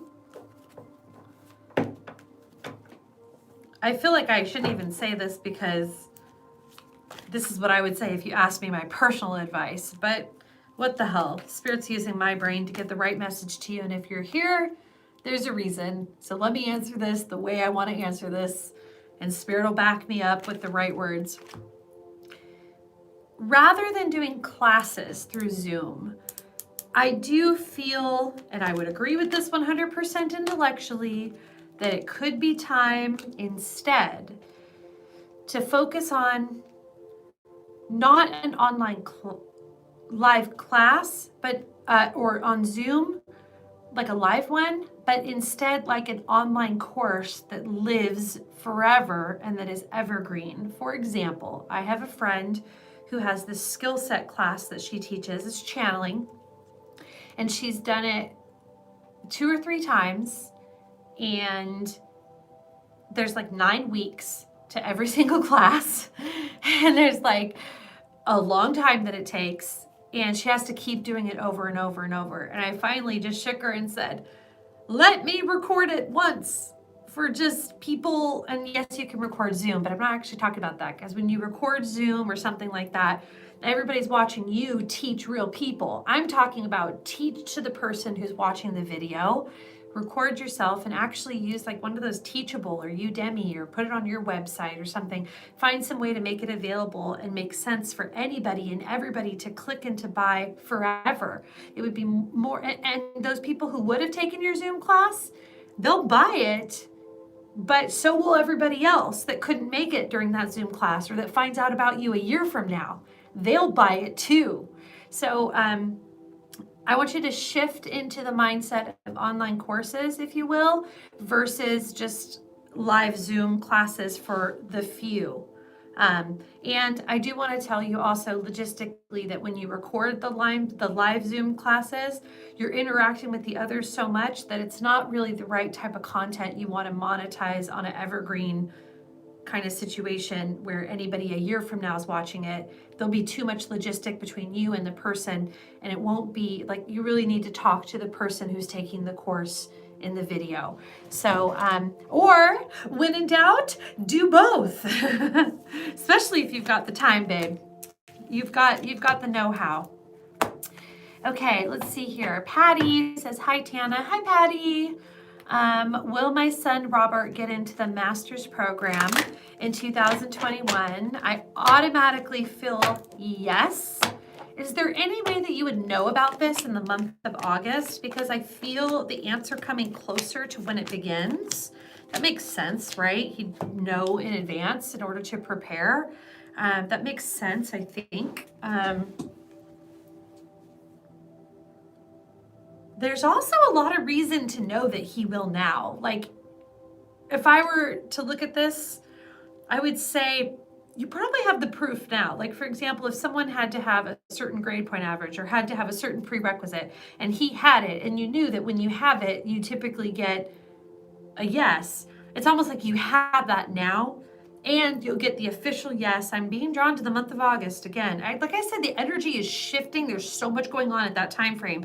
That's why I keep saying it. It's not me, you guys. It's the energies of the world. But I see that, and it's a yes for me. Manifest in the year of the 1. Awaiting results until, this says 7, so awaiting results means you'll get the answer just after in 8. It's all here. The trust you don't have, but if you really looked at the facts, you would know that you already know. You already know it's a yes. Abundance and love, year of 1. This is all a very, very, very clear yes. There's enough proof to know the answer is yes. So celebrate what he's done thus far. Sit back and chill and pray, and then get the answer. And then it's a go for me. It's a go. I don't know what else to say. It is a go. I think it's great. I'm also hearing he's going to help a lot of people. Even if it's like a creative endeavor, he's going to help a lot of people. He's going to There's a plan for him.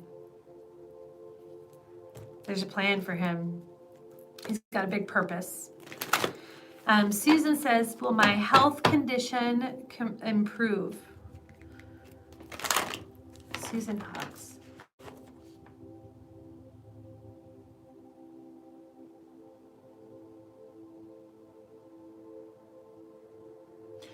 Susan, I'm trying to look over a series of moments to see the movie inside your mind.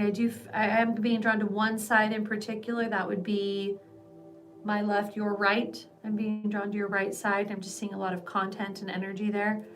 I feel it breathing and moving, like it's changing.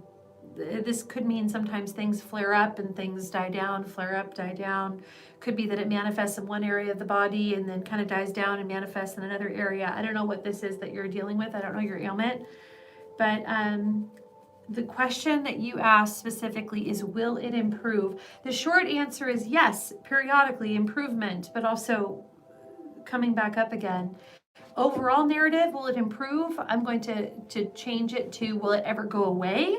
And what I'm going to say is, I'm not sure there's just this absence of it forever. I don't know. It feels more like one of those things where it's like, okay, the body has responded and now needs this from me to be as comfortable as possible, which usually is not a direct, yes, it's just going to go away.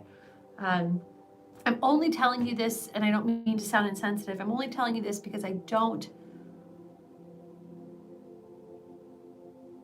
see an end to it, but I also don't see an end to you. Okay, so it's just it's just over and over and over, sort of moving and breathing and ebbing and flowing, and so it might just be something that that sort of comes and goes. But I don't see the end of the narrative. I don't see this both either ending you or sort of like ending in general. So what I'm trying to say, and I'm sorry if I'm sounding insensitive, you guys, I'm just trying to get out the information.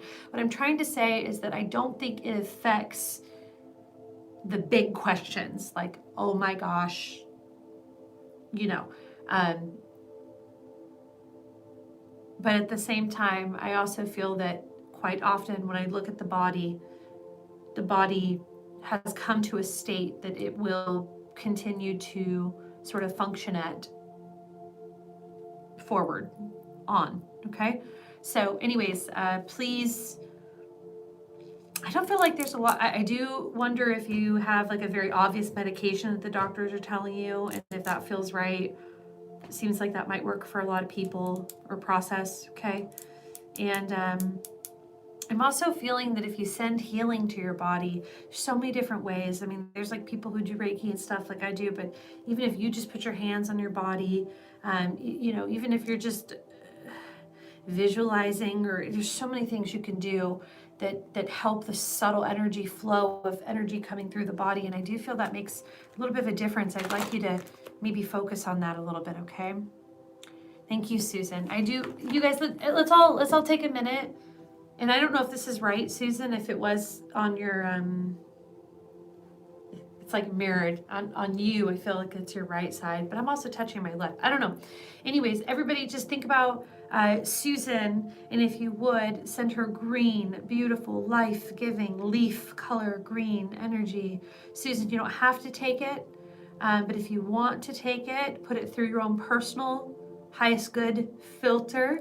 Okay, put that filter in between you and this energy, that only the energy for the highest good comes in. Imagine green, beautiful, life-giving, supple leaf green energy coming in and just infusing with the body, bringing nutrients and vital energy back into those systems and helping the energy rebalance and calibrate the body to its highest state of health and healing.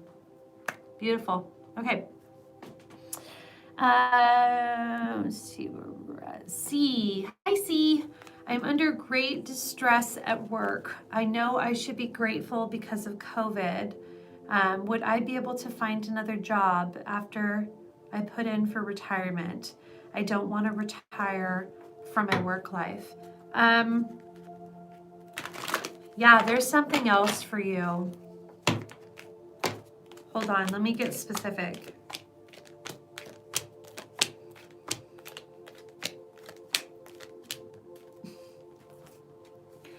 highly recommend you consider working no more than 4 months at this job. I highly recommend that you consider that right around that time, it's going to feel even harder to be like you're staying at that job.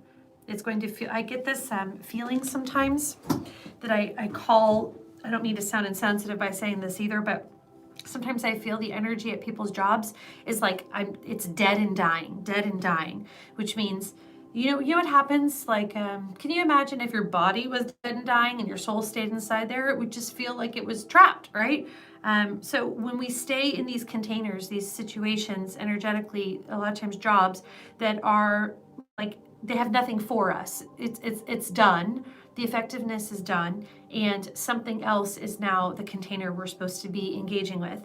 Then if we stay too long, it's like it's dead and dying. It feels like it's dead and dying. So I do see the month of, again, I'm sorry, you guys, I'm not making this up, August and September. So much, there's just a lot of change going on at that time. Again, it's the world. But 4 months, I feel 4 months that you have to sort of figure this out. But I do feel that if you stay beyond that time, it's like a next level of dissatisfaction, a next level of distress. And it's okay to take all of that time if you need it. But at that time, I really do hope you have an exit plan. Yes, I do feel there is another job. Yes, I do feel there's something else you can do. No, I don't feel like it'll be that hard to find it. I do feel that it's as easy as looking at listings and finding something that you can wrap your brain around, simply going to an interview and being offered a job. I really don't feel complication here. I really don't feel like there's this big puzzle you have to figure out. It feels really flowy at that time. And maybe that's why timing's the thing. So I do see 4 months, month of August, month of September. If you're not leaving by then, please consider doing it by then, because that is the best time for you to make the change into the new thing, okay? Embrace that this is done. Embrace. Thank you, universe, for telling me this is done, because there's something else for me. I'm so happy you're giving me the no, so I can get to my yes. Okay? That's the time frame, babe. Okay, let's see what we got here. Rosemary, will I be getting my stimulus check? Yeah, I think so. They're holding up 1. I feel like that means 1 month. They're not even saying the month of April or the month of May. They're saying 1 month. So today's the 24th, right? Consider the 24th of May. Generally, give or take, I feel like that's what they're trying to tell me. They're saying 1.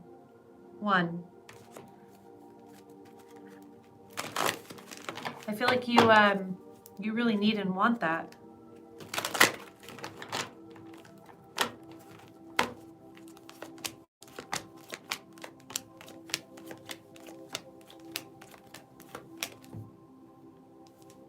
One. I don't know how else to answer this question. It's not too detailed. Will I be getting my stimulus check? They're just holding up 1. It's a yes, and it's like by this time next month. I don't know. That's what they're saying. I don't even know what they're doing with those checks, but Spirit says 1. Okay. Thank you for your question. Cheryl says, hello, Tana. What is the purpose of what I'm to do? Any messages for my guys? Cheryl is asking about her purpose. But listening to Eckhart Tolle's A New Earth, and he kind of reframed my mindset around purpose and kind of gave me a new way of looking at it. Purpose is really, he says that purpose in some ways is, being concerned with your purpose is kind of being concerned with the part of you that identifies with the narrative of your life, whereas the truest thing you are is just being. It's really interesting. But then again, I also feel such a drive to make a difference and have purpose as well. This is really interesting. Let's see what we have here.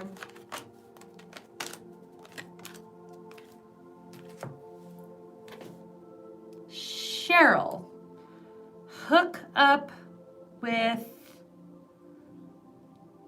where's the question? Hook up with Michelle, Cheryl and Michelle, the dream of opening a nonprofit special needs camp. Teaching children, creative expression, and environment. That's what we have. Cards are just cards. I'm also going to just listen for what I'm getting too. I think the biggest message for me in this, Cheryl, is I think you could be doing anything as long as you were sharing. Cheryl, you have they're just showing me a whole lot of skill and light and energy and story and power, and they're really just showing me sharing. If you were on a particular platform that allowed you to give and serve by sharing, I mean, sometimes it has to do with art. Hook up with Michelle. Michelle who, she says.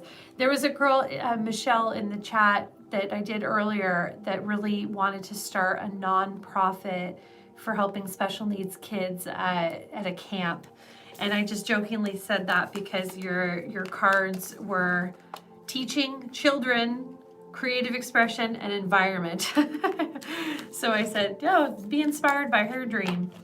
But long story short, I just feel that you are best utilized by Spirit when you have a platform. When you have a platform and you're sharing, it could be your skills, could be your knowledge. Careers for someone, book author, teacher, speaker, mentor, guide, coach, sometimes even things like fitness instructor. Is it someone who has a platform that shares insight into something that they've mastered? The purpose is, sometimes purpose is specific, but also vague in the way it can be applied, because life is a freestyle. We're making decisions all the time based on where we stand. I think there could not be a more right circumstance. There could not be a more right circumstance than you sharing, and teaching and giving insight. I'm hearing from Spirit, please help us understand how you'd like to do this.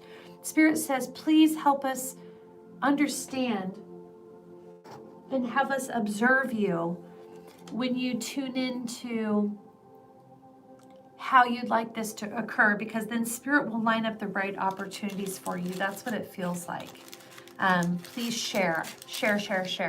That is the nature of your purpose. Okie doke. Housekeeping again, you guys. Questions, if you wouldn't mind, in all caps. All caps. Hearts. If you made a payment, so Alicia puts you on the correct list. And if you did angel numbers, you did $11, $22, $33, $44, $55, any of those great angel numbers, then, ooh, that looks so ominous, doesn't it? Then if you did angel numbers, put a little angel emoji, because Alicia likes to see that. Okay, let's see where we left off. How long have we been going? What time is it? Oh, not very long, 2 hours, okay. Scrolling down now, one moment. Okay, Ro, we're at Ro. Hey, Ro, is there any message for me, Tana? Thank you. Hey, Ro. Let's pull the Power Whispers of Love deck. I did a reading for the author of this deck.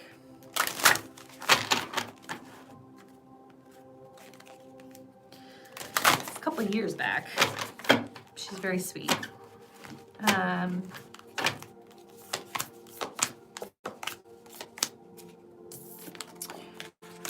Ro, I immediately feel like they're talking about your home or the house that you live in. Are you thinking about moving, selling your house? I'll look at that in a second, Alicia. Thank you for that message. I'll look at that in a second. Ro, do you have questions about your house or your home or your foundation at home? Oh, there's a lot of cards here talking about your partner, your romantic partner, home and your romantic partner. The home message is, I don't know what that's about. It could be just that we're listening to you, we're hearing your concerns, or we're hearing your wants, we're hearing your desires. Spirit is pointing to your house and saying, we got it. We're listening. It's being worked on. So I wouldn't be surprised if you had some desires associating with like where you live or where your homestead is. But then also I'm being drawn to this very other separate issue. Not even an issue, but something to do with your partner, okay? There's and whether this is future partner or present partner, there is intimacy, love, and it being a very, very true, deep love. So I wish I knew your relationship status so I could put this in context, but long story short, this is what I see here. There's one card about the home and 3 cards that are all love, love, love. And again, it's not about the cards. I just feel home, we're listening, we're taking care of it, it's happening. You need to know that the partner that is there or that you seek loves you deeply, will or does desire intimacy and intimate touch, and will satisfy your heart. If you're in a relationship and you're having a hard time, and you're getting the guidance to leave this relationship, this could be someone in the future. If you're single, this is someone in the future. If you're having a challenging time, but you desire to reconnect with your partner, then this is the reconnection you're seeking. It just means the things you want in love, they are present. They are there. They're on the timeline for you, okay? Also, being drawn back to the house, separate issue. Something about the house. Spirit is speaking to you about your home, whether it's time to move or consider how you're going to pay rent, or I don't know what it is, but you know what it is. They're saying they're talking to your home. They want to talk to you about it. So they're working on it. They're saying, yes, we're working on it. Okay. That's my message for you. Okay.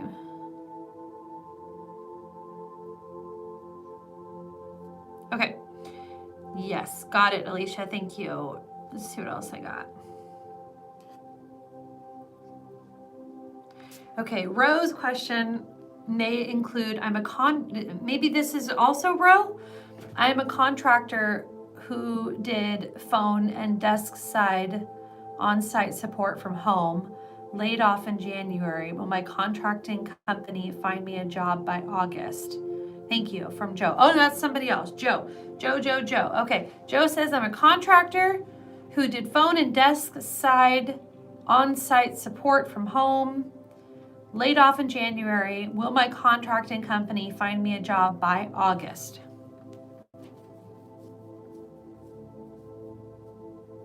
Yeah, I mean, I feel like it's yeah. That's specific. I needed to make sure that because I did feel the yeah, and then, but you're asking August. I feel like it has to be August. Like it has to be August.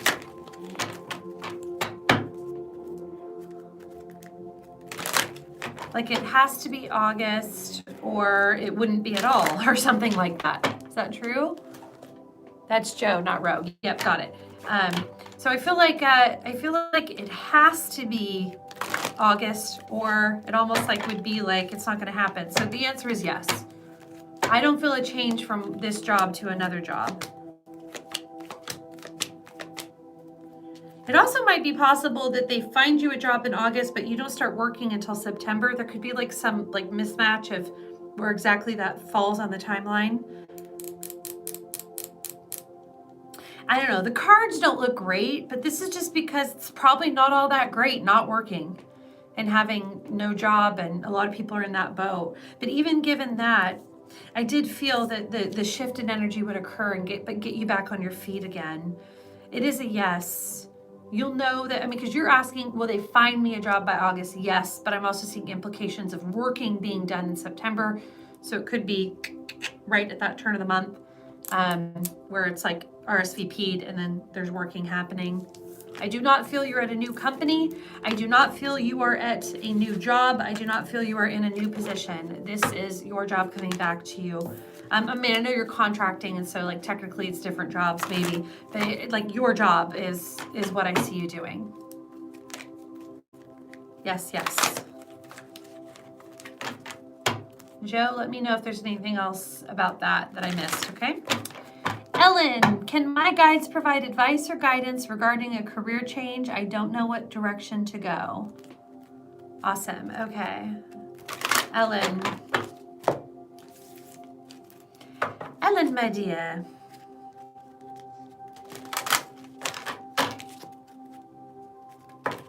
Out of all the careers in the world,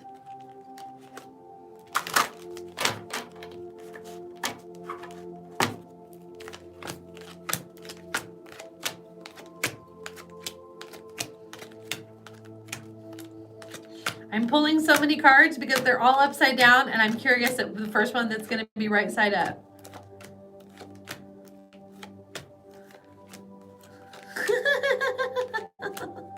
It's like exactly in the order that Spirit told me, and I pushed it back and went, no, I don't like that answer. I don't like that. It's the same order. That's funny.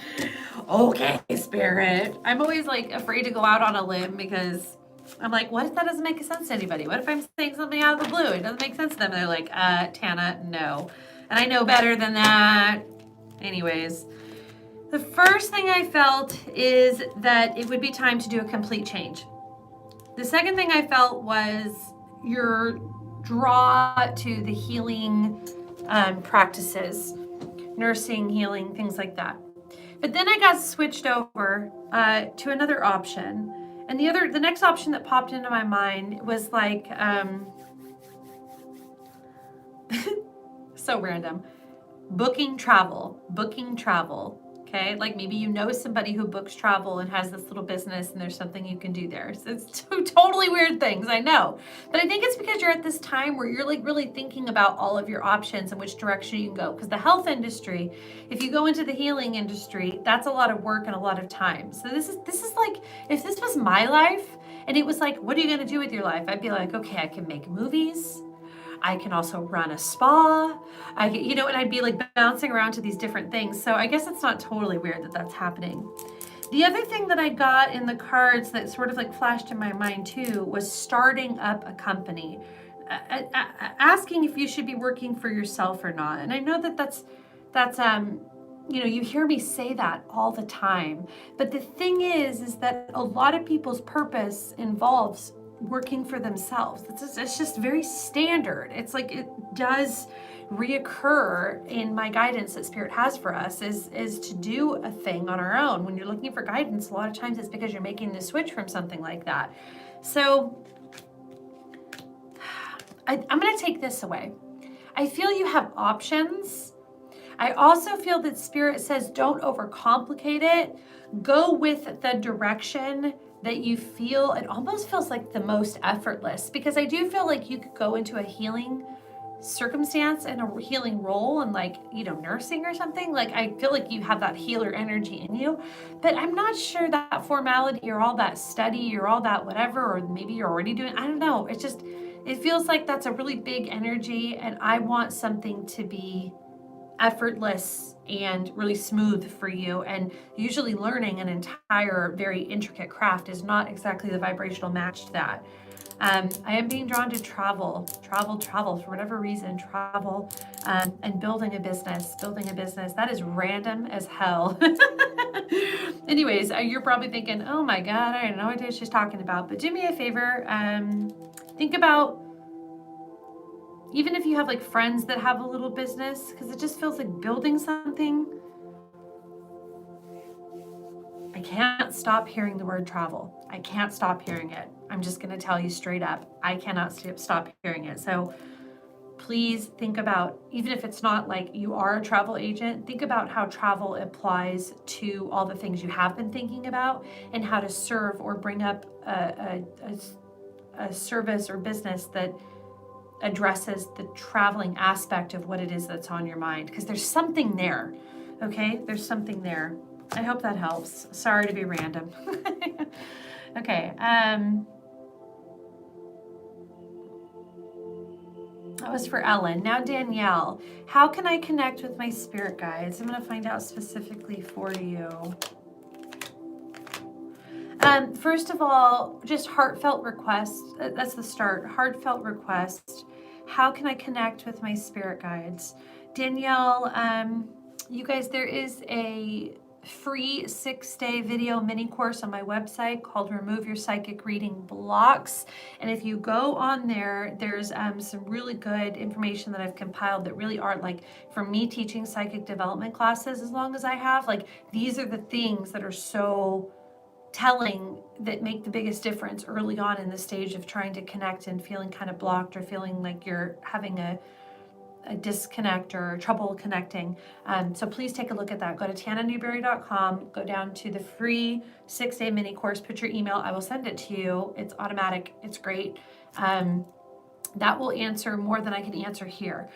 Specifically, the detail for you is to connect with your heart, meaning it's a heartfelt request. Try not to be cerebral about it. Try not to be intellectual about it. Try not even to be psychic about it in some cases. Try to just simply center in and really dive into your heart space when you make your requests. And that will get you the best results. Also, I wouldn't be me unless I told you there are really methods in that video course or in other things that you can try. You know, if you Google, how do I connect with my spirit guides, and you do the things that those blogs are telling you to do, or people are writing articles about, those things will work. I'm also feeling sketching for you, sketching and automatic writing, or getting a pencil moving, getting a pencil moving. Something like that is really important for you too. I just keep seeing that motion. So do me a favor, connect with your heart, try not to overthink it, and just get out a pen and paper, a pencil and a paper, okay? And Google it and try the things. It's actually a really good process. Okay, Vicky, hi, I would like to know if my mom Doris or Grandma Ruby have a message. See my mom a lot in my dreams usually. Yes. Looking disapproving. Oh, that's interesting. My grandma meant the world to me. See your mom in your dreams, looking disapproving. That's so interesting because they really don't disapprove of us. That's not their MO. Let me look at it. Mom Doris. Sorry, you guys, I'm all sorts of uncomfortable. Okay. Mom Doris. I'm going to pull a couple cards for Doris and then a couple cards for Grandma.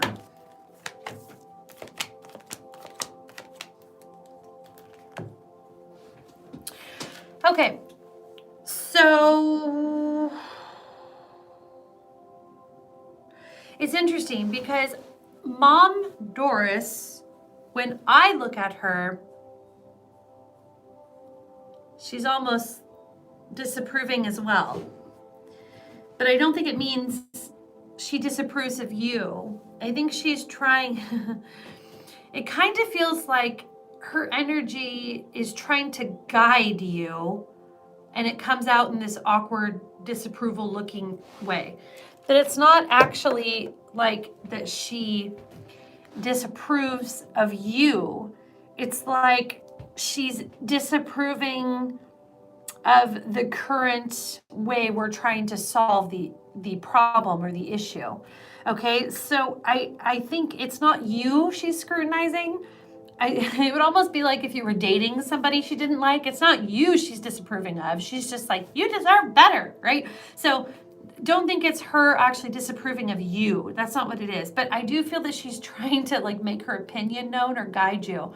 I don't think that every single time you dream of her disapproval, it's necessarily a dream visitation. Sometimes we're just reliving that feeling of awareness, and then it's coming through in our dream state. But I do feel that some of these are visitations. And again, she's scrutinizing the circumstances or decisions, not necessarily you, like she's disapproving of you. That's not what I feel.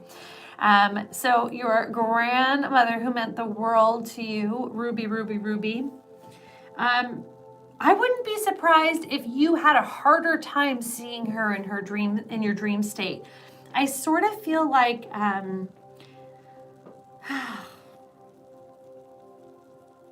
How do I say this? On a psychic level, on the ability to just manifest as a spirit to you, I feel like she's still in training or learning how to do that. It's not just like they can all just come and communicate. I mean, yes, but there's like, it's like, it's just a process. So I do feel that you may see her less and that she's figuring out how to do it more. Like, you'll see more of me once I get a handle on it. That's what it kind of feels like, which is really interesting. She also indicates that she wants you to look at something. She's showing me the confront and the moving on card. Listen, I wouldn't be surprised, Vicky, if you find yourself in a current predicament that your mother and that your grandmother, loving you as much as they did, may not approve of, because you might be settling, or you might be playing small, or you might be holding back. These are the kinds of energies I see when they're trying to get messages through to you, or their opinions in support of you, not any other reasons. So they're in support of you, but maybe not the thing that's happening in your life, okay? So please take a look at whether you feel that there's some guidance there. Okay. Mary Ann says, having a rough time with an upstairs neighbor. Bummer. I'm going to sell my condo because of her. What is wrong with her? Is she crazy or something's wrong?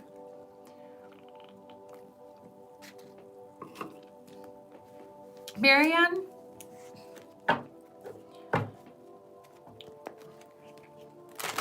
How else do I say this? Spirit's making me feel, please don't take this the wrong way. Mary Ann, Spirit is making me feel like the easiest answer to this is yes, there is something wrong with her. And it's a blessing that what's wrong with her is not wrong with you. And I'm not saying that you deserve to have to move, or you deserve or had any part in cultivating this circumstance that is not right for you. I'm not saying that any of that is true. But I am saying that when I look at it from a psychic perspective and I see all of the energy everywhere over your person below you or upstairs, and then I look at you peaceful and yes, with a bit of resent over this scenario. I mean, I completely understand why you feel that way. And I get that that's very upsetting. But when I look at her life, or whoever this is, okay, whoever the upstairs neighbor is, her, him, whatever, when I look at that unit and I see all the energy around there, it just feels like whatever's going on up there is like a much more tragic scenario. So if you're asking, is there something crazy or wrong with them? Like, I kind of want to say, like, yeah, kind of. And I'm really happy it's not your story. I'm not saying that to say just forgive it. What I'm saying is get out of there. And maybe that will be the solution to having this have such power over you, or having you be victim to it, or that be your narrative, okay? Because freedom from this is going to bring a lot of your power back in the scenario. Is there something wrong with them? Are they crazy? Kind of. Yeah. And I'm really glad that you have your head on straight and that you can make the best decisions for you so that you're free from that energy. Everybody surround Mary Ann's home with love and light. Please put a big, nice, cushy filter between the upstairs and downstairs, and that her space be protected and kept sacred and clean and clear of all energies, that any energy of disarrest or disarray or negativity of any kind, overactivity of any kind, any of that energy does not permeate the balance and the space in between the upper and lower stairs of the apartment or the building. Please just protect her sacred space with love and light and complete purity so that she is safe. Thank you, Mary Ann. Jen, does my mom have anything to tell me? Jen's mom.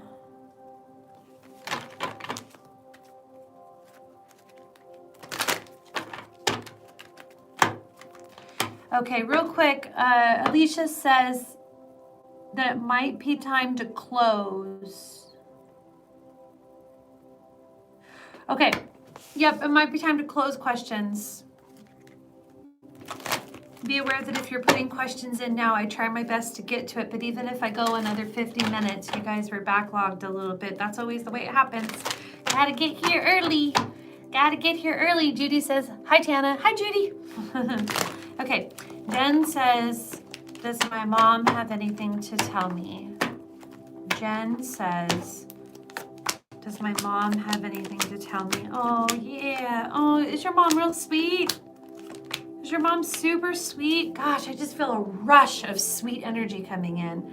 Just a rush of beautiful, sweet energy. And she says, you're almost there, baby. You're almost there. You're going to make it. Don't feel alone. Don't give up. Don't give up. You're almost there. You're almost there. If you could just bear down and make it just a little bit longer, your stars are going to change. She's protecting you against the people that hurt your heart. That's the way she's saying it. You're going to find that the ground will stop giving out and that it'll be stronger and it will support you.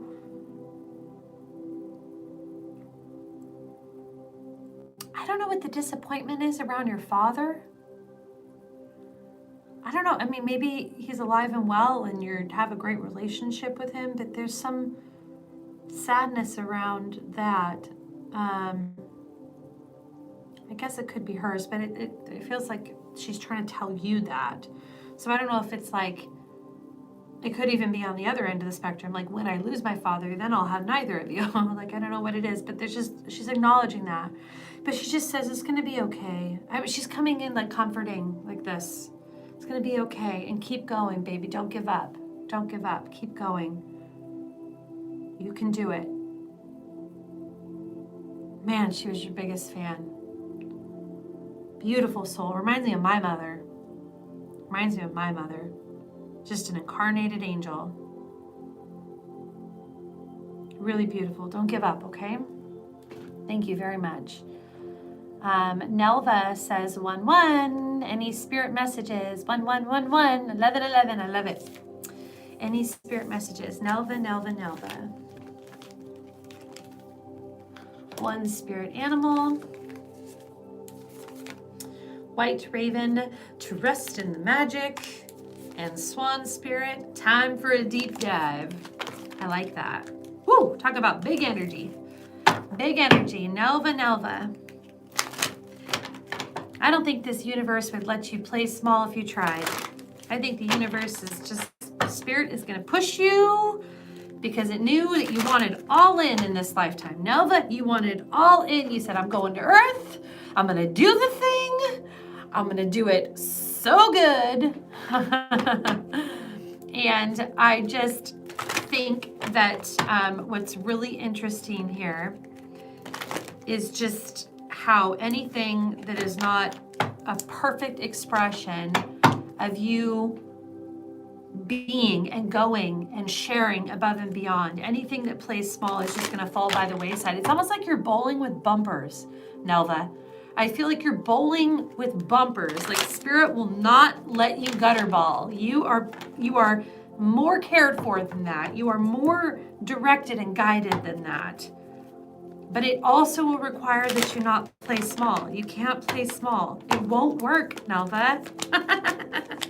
Love, intuition, major release, major healing, major release, major healing. Good. And then major things, major intuition, major manifestations. You are dealing with a lifetime of, at times extremes, but let me rephrase extremes and say passionate.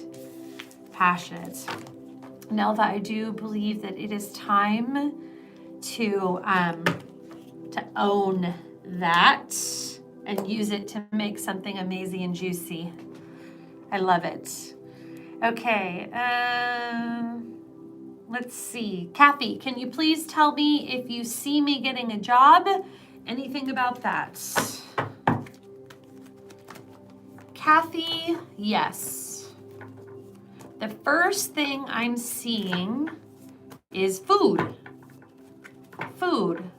Do you ever wait or host or cook or anything that would involve a restaurant or a bakery of any kind?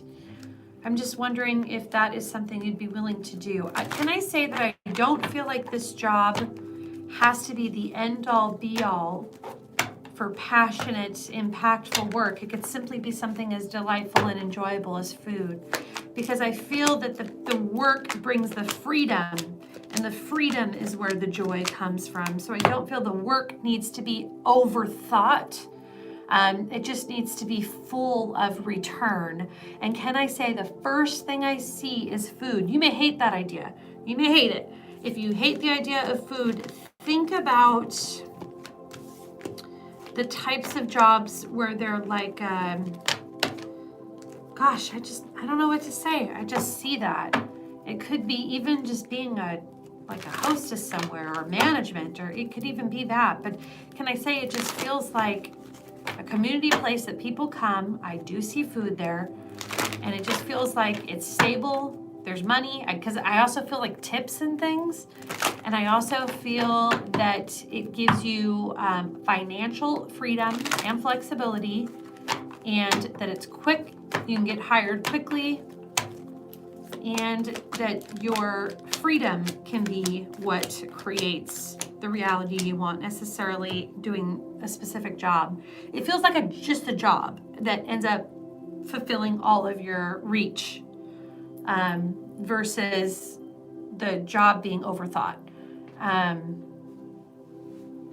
Consider it, okay? Just consider it, because it's really clear as a bell. Even if it's just in the interim, there's something about getting in and making a lot of money real quick doing that, okay? Good vibes. Hey, good vibes. I know who you are. What do I need to be aware of for my health issues? This is very important for me. Okay, health issues. I think the first thing I'm hearing is limitations. You have limitations that others don't, and it's okay, but it does mean you can't do what others can do the way they do it. It's gonna break your heart a little bit. I know that breaks your heart a little bit. There are a lot of things to be grateful for, though. Please observe the patterns in your body, what it feels like it can handle and what it can't. And rather than take a really long time to make the change or switch, if you're getting any indication that your body can or can't handle something, immediately make it part of your program. Immediately make it part of your program. Because I think one of the things you're afraid of is just that it'll keep declining or keep being harder. And the truth is, like, yeah, things do decline sometimes and things go in that direction. But I do feel that if you learn immediately from the patterns, you can nip it in the butt before it starts. And then this idea of it just declining, it's not like it would be if you were just going about your business, not changing anything.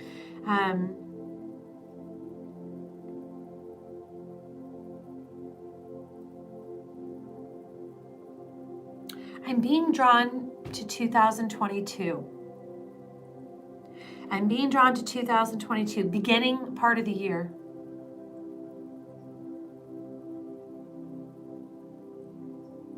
I'm trying to listen to Spirit because they're giving me a vague understanding. They're just showing me you like opening up and like your hands are open and the energy is just coming down. So this means peace. It could also mean that you're letting go. It could also mean that you found your solution and you're basking in comfort or understanding. It could be freedom. Either way, it's beautiful, and it is what you're moving towards in that time frame, and it will be a relief. It will be,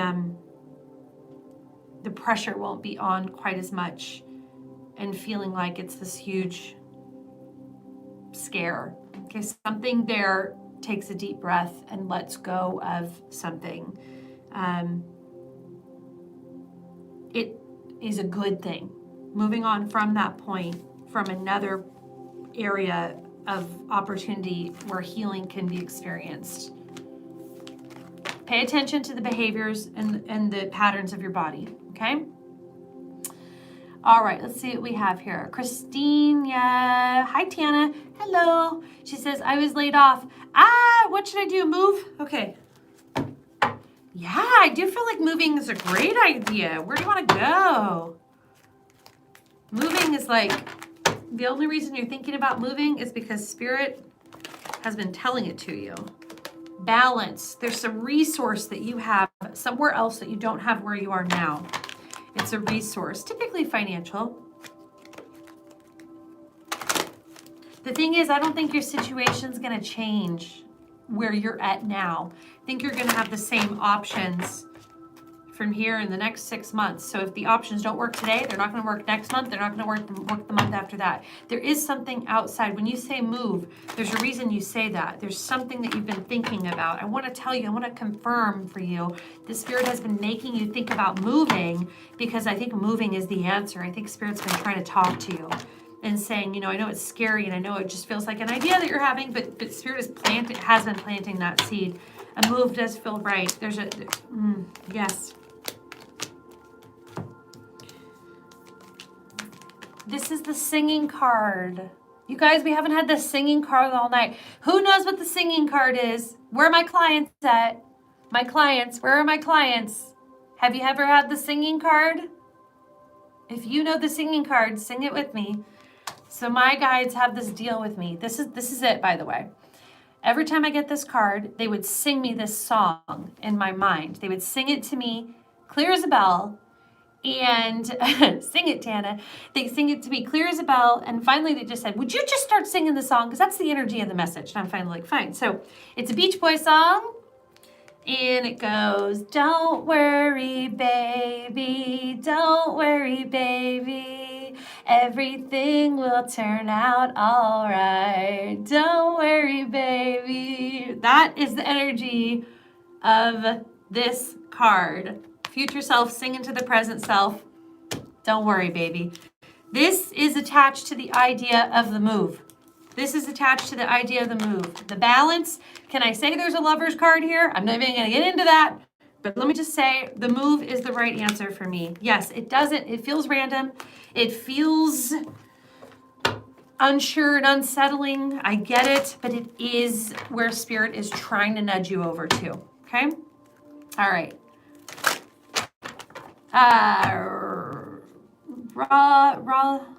Roland. I have a personal question. Will my son David come back into my life? My heart is broken and it's been more than a year now. Thank you. David. Son David.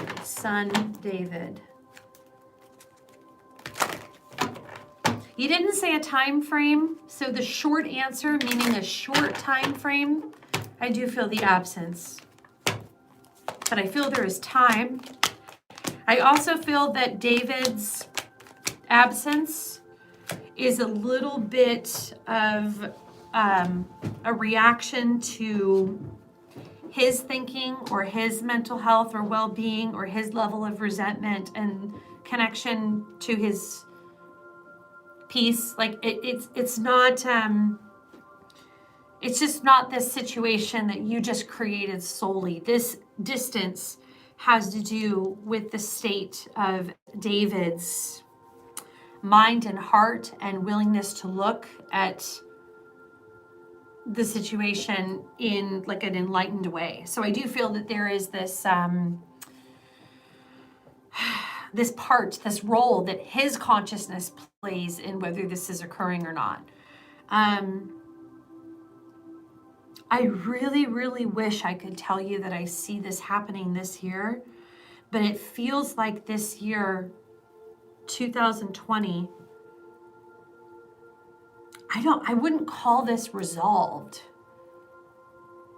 Will David be a permanent part of my future? Is that the same? Oh, that's a different person. How funny is that? Because I just saw a message come through that said, will David be a part of my future? And Roland's David. Okay, so I'm going to ask that question for you. That's so funny.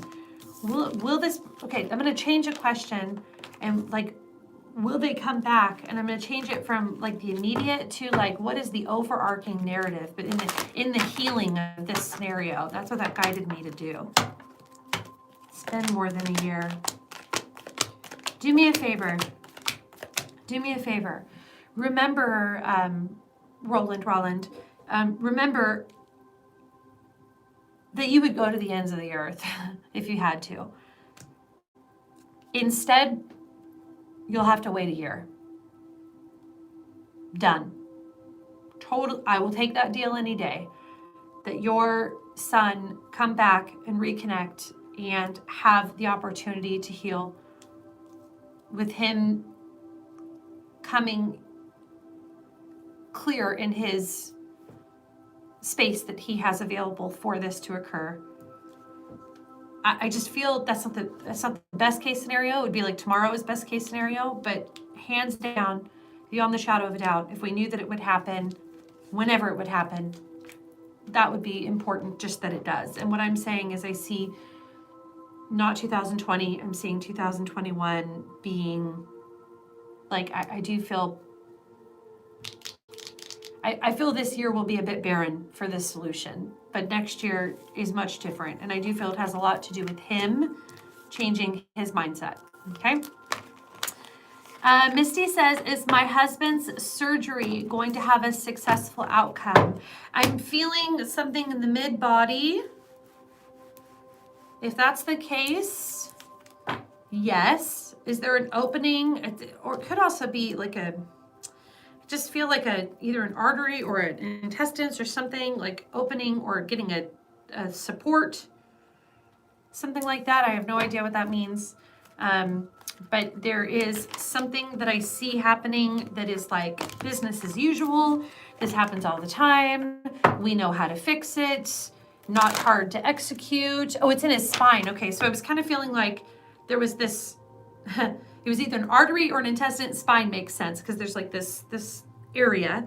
And then I see that there's this like bracing that is happening to like that area, like there's a stent or a brace or something that helps support that system connected. So anyways, whatever that is, yes, I do feel this is business as usual. This happens all the time.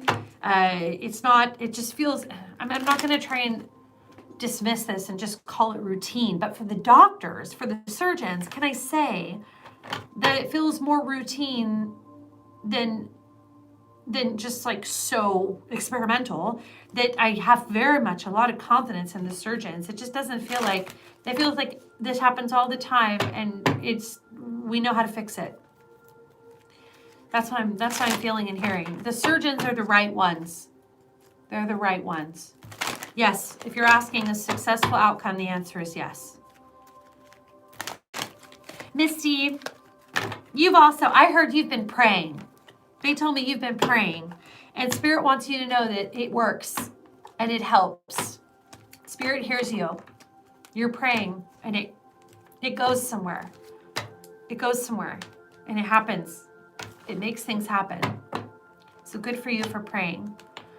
PT, does my person think about me, and does he want me to reach out to him? Ooh, I like this question. Yes, your person is thinking about you.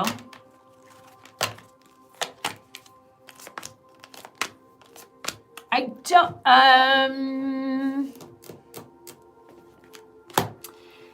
PT. Yes, your person thinks about you. Does he want you to reach out to him? Can I just be straight up honest? Forgive me for what I say. The timing might not be right because I feel like he's otherwise engaged in entertaining possibly somebody else casually. So does he want you to reach out? I know he's thinking about you, but I think you really need to pay attention to your guidance on when to reach out. Now we're getting strategic. It just feels like yes, he wants you to reach out, but my first like glance at that is like, you might not get the response you want because the timing won't be right. So can you just do yourself a favor and pay close attention, like pull cards every night and like pay attention if it says yes or no. Because the very soon, Like the unrequited love upside down means they're thinking of you. New love is yes, but I also got the feeling that there was something else when I got this card. Attraction upside down, deception very soon. This all means he's otherwise engaged, even if it's something casual, and it's going to keep him from being able to respond exactly as you'd like. So it's nothing to worry about. If you're interested in this person, I can see why they're interested in you. All's fair in love and war. So just pay attention to when, because if you're saying, do I do it right this second? I'm saying no. I'm saying pull a card tomorrow, pull a card the next day, pull a card the next day, and figure out what's the day and feel really sure about it and do it, because there is it's not like it's going to hurt anything if you do it beforehand. It's just when he doesn't respond the way you want him to, you'll think it's because he doesn't like you, but it's not. It's because this other issue I'm bringing up, okay? All right, let's see. Jackie Christie says, my question is, does any family have something to say to me? Okay, Alicia, I think we have to cut questions off. Let me know where we're at, because I'm starting to get hungry and tired, and I have this string cheese here that I was going to eat in front of people, but I feel like it's rude. I feel like it's rude. Okay, so woo, card just popped out of the deck. Ooh, another card just popped out of the deck. Holy moly.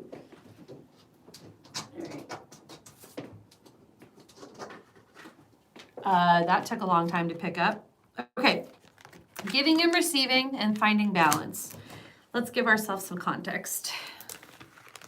Any message, any message. What does my family have to say? First thing I'm hearing is, we're here.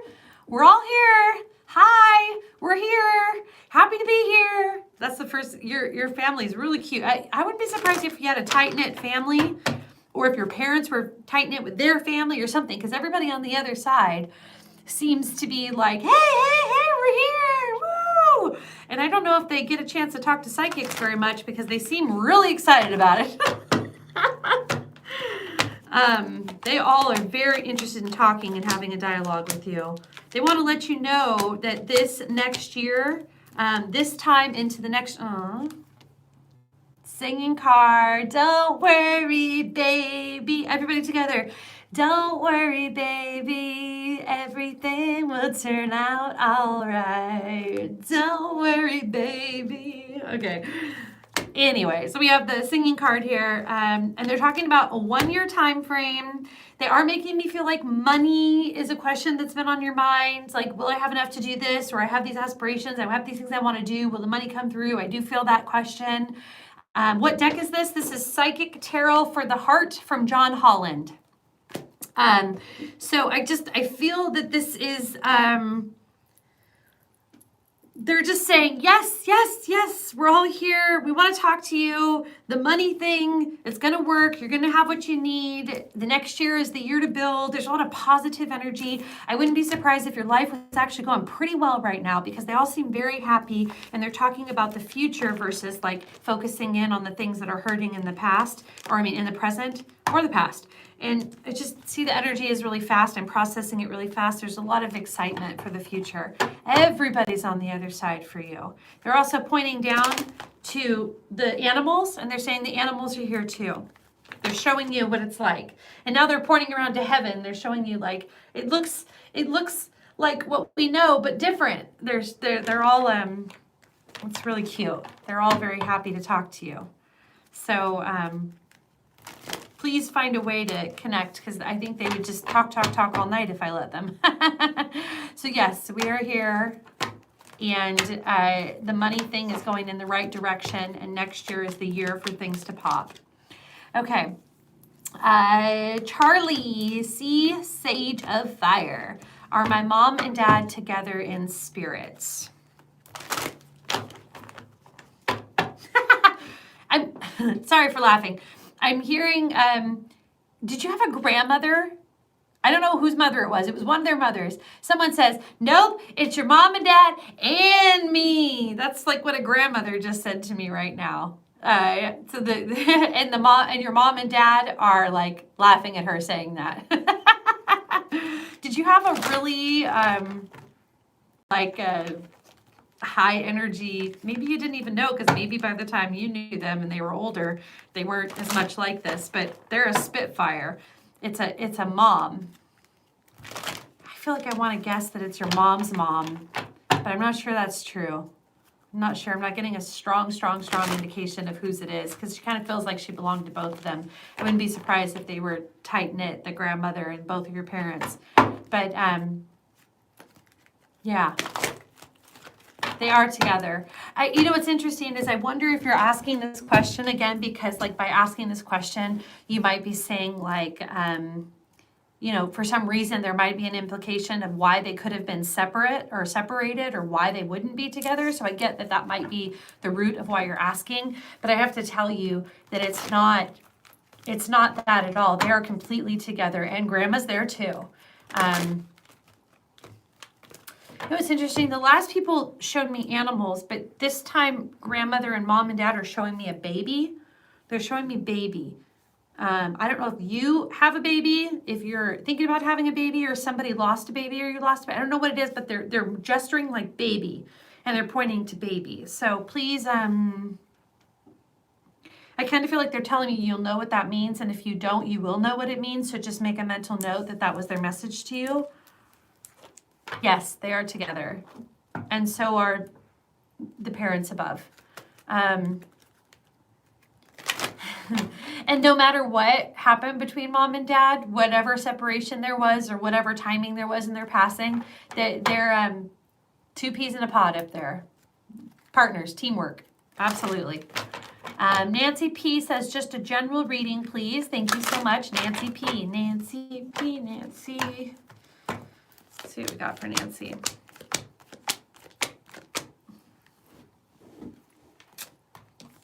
Nancy, sacral chakra. Woo! Desires, appetites, passions, lover's card. This could mean sexy time. Could mean that. Could mean that you are in touch with that part of your body that craves intimacy. It could be that that is going well, or it could be that you desire for it to go well, and so the universe is manifesting that situation for you in perfect timing, in perfect order. I was going to say it was like some creative project or something, but I want to be really clear. I feel like I'm getting that card because of intimacy, physical intimacy that you desire, you want, are creating, or that you can have. Sorry to get personal, Nancy, but I do feel that this energy is, you're so deserving of it. And if you're feeling closed off from it, it's okay, because I think it will show its way back into your life. It just feels like it's right that this energy be in your life, and that this energy be something you have access to. I think the message that I want to tell you is just that that energy coming back into your life, or being in your life, or really being fulfilled in your life, it is unstoppable. You will not be able to resist. So whether that is a partner coming in, whether that is, you know, a self-pleasure practice, hey, that's step one. But I do feel there's someone else involved. Okay, just say that. Or whether that's coming back into your current role and relationship. There might also be a lot of healing around that. I get that. It's just, it doesn't feel like it needs healing when I look at it. It, like, from this standpoint in this message, it feels like it's beautiful and full and amazing, and very much eminent, if not already present. I love it. Okay, Diana says, most important thing I need to know right now. Boom. Challenging times are over. But it is time to reach out to those people who you feel can help you, because they will help you. Do not be ashamed. It is time to say, my thing is broken and I need to fix it. My thing is broken and I need to fix it. All the things that are broken, I need to fix it. Sometimes this is reaching out to therapists. Sometimes this is reaching out to our parents. Sometimes this is reaching out to our friends we haven't had in a long time, but we remember they were very positive for us, but we lost touch. Sometimes it's saying, hey, I need help. For someone in recovery, they got to go to a meeting, put their hand up and say, hi, I'm an alcoholic, right? So whatever that means, where you reach out, you put your hand up and rebuild and say, my thing's broken and I need to fix it. Whatever that is, do that, because your challenges as a result are going to be over. The time where you are feeling, I'm up against a wall, I'm up against a wall, boom, boom, you're banging your head. That time, those times are over. There's a shift. Can I say that this usually implies the month of May, which is next month. So this actually indicates that this is like an immediate, hey, there are ways to solve the problems at hand. Now, it's happening now. It's happening in the next few weeks where this process is occurring. So just figure out who you need to tell that your thing is broken so that they can help you fix it. And whatever that thing is, it's going to switch your challenges into solutions. And I don't think you can mess this up. I'm also hearing, I hear this sometimes, it's a shortcut that I have, where Spirit says you can't mess this up. Like you are bowling with bumpers. We won't let you gutter ball. We are guiding you to the right people. We give you the right ideas at the right time. Your challenges are over. You got to reach out, but then the thing will happen. Okay? Beautiful, beautiful. Connie says, why did a teacher, parent, and their daughters and friends go against me this year? Oh, interesting. I sense anger, a lot of anger.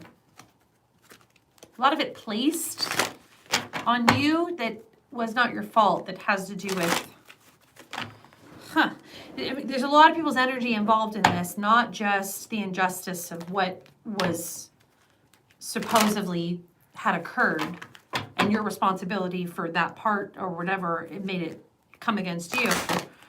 Just a lot of anger around these people. Anger loves to band up with anger. They love to band up, you know?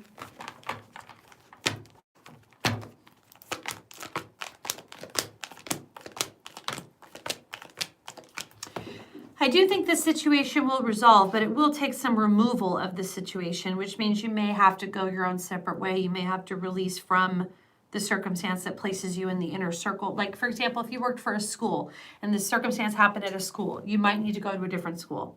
Something like that, okay? I do feel removing yourself from the situation will, by default, fix the problem as it manifests now, okay? So I just feel that it is very, very, very important that you consider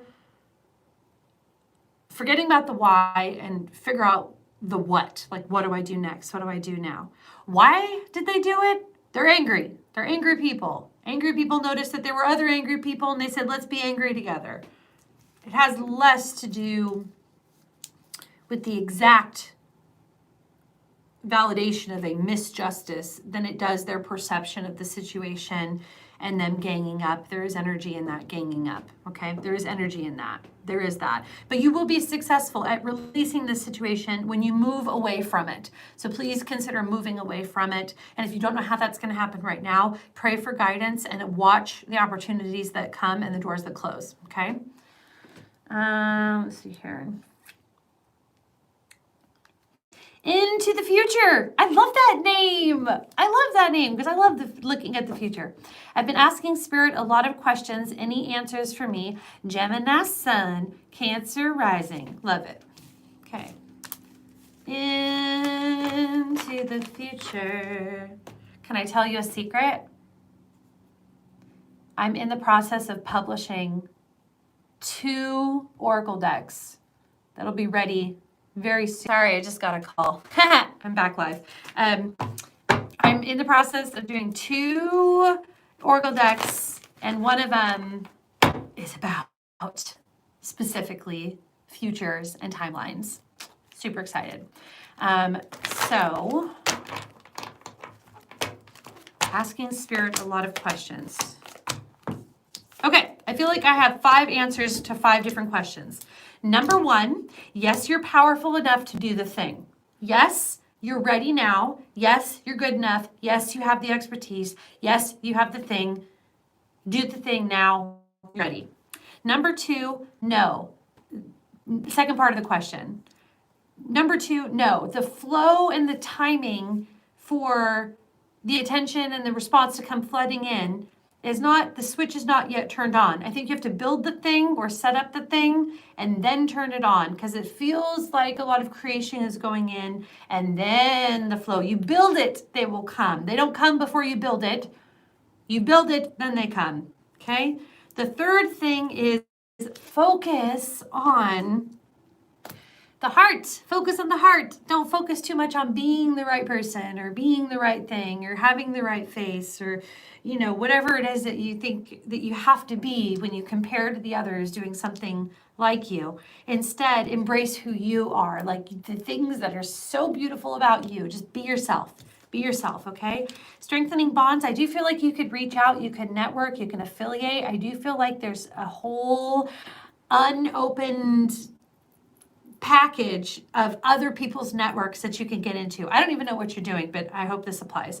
And the last one is, I do think the teaching card is here. The teach is all about passing on knowledge, imparting. So I do think that some of your goals are kind of hustle related and what you're going to do and influence the world with.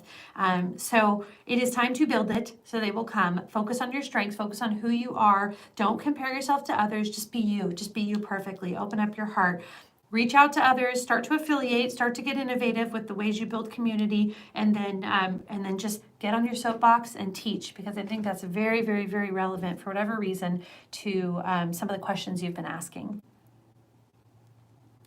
Okay, so I think the last one we have here, Deb Z, if possible, I'd like to know if we will be getting the house we have a pending contract on. Deb. Huh.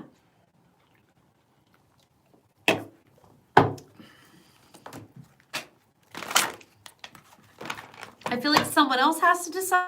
Does someone else have to sign off on it? Like it's out of your hands? Like if you could just say yes, like you wanted to? If I want to answer more, it's up to me. I will try. Just a couple more, okay? And then we have to go, because I think I'm just going to go till 8. Okay? Just go till 8, Alicia. Okay. Sorry, Deb. Thanks for your patience. Okay, so Deb, it feels like someone else is in control of whether it happens or not.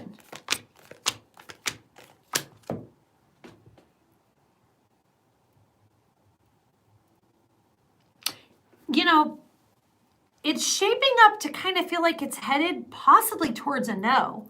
But what I'm seeing here is actually a lot that can be done.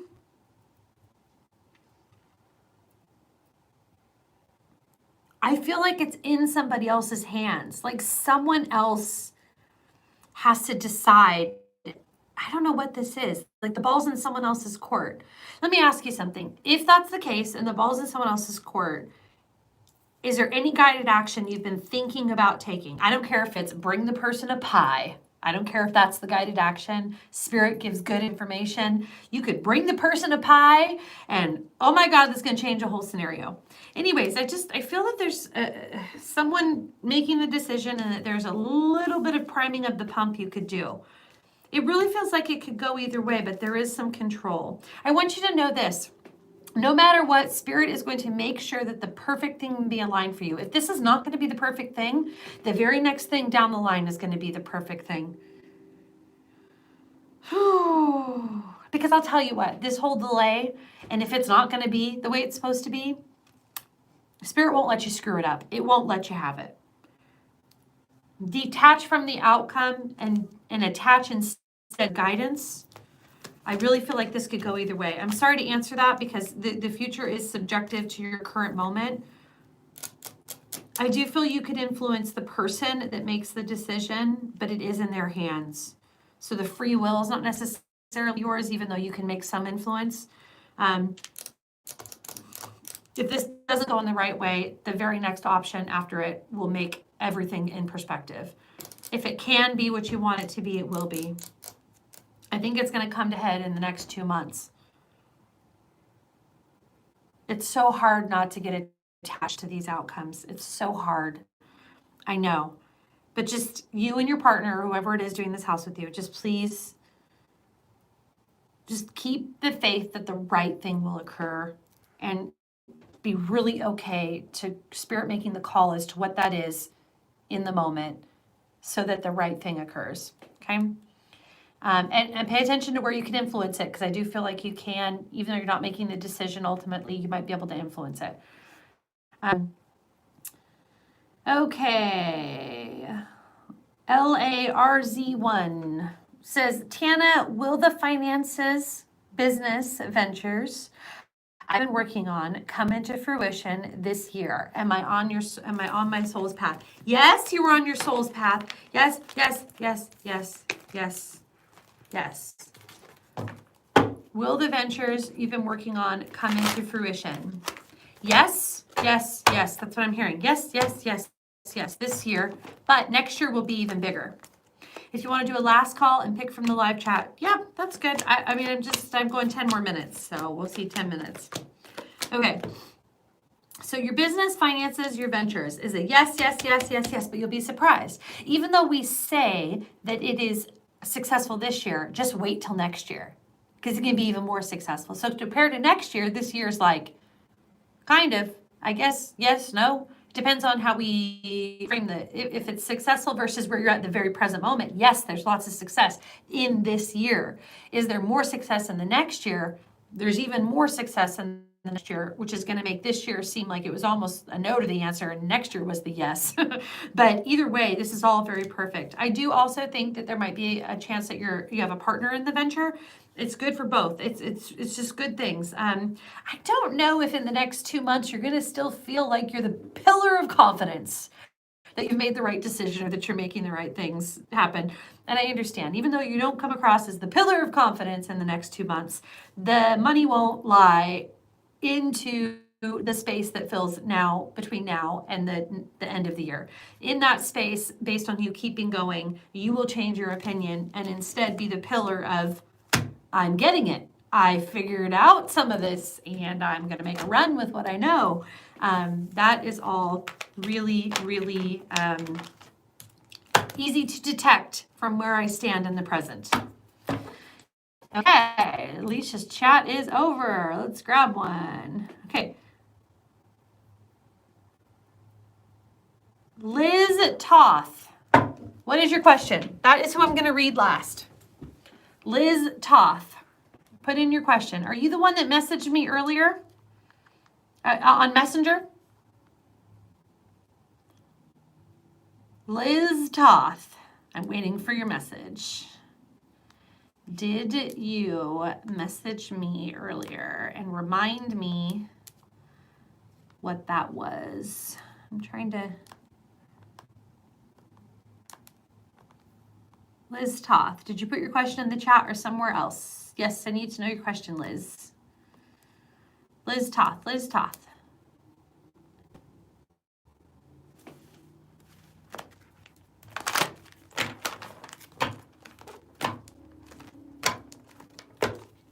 YOLO says, will we end up together? Yes, but there might be people in between. But end up, yes. I got you. I got you.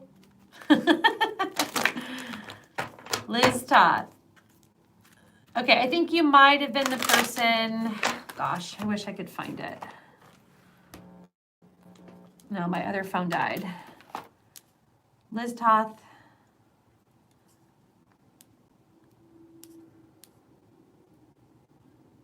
Okay, yes, thank you. I remember. Liz, thank you so much. Okay. Sorry, if you didn't have the question in the chat, Alicia didn't have the ability to send it to me. I wasn't looking at the chat. I was looking at me and Alicia. That's how we have to stay organized. Okay, Liz. So Liz reached me earlier today and said, if I'm not mistaken, I was with my mother when she passed, and she died after being paralyzed, but she had this moment where she raised her arm in what seemed like anger, and she wasn't sure if she was angry at her or what. There was an implication, I believe, in your message, Liz, that said she had either a rosary in her hand or you were wondering if she was angry that you weren't praying the rosary. So let me tune in.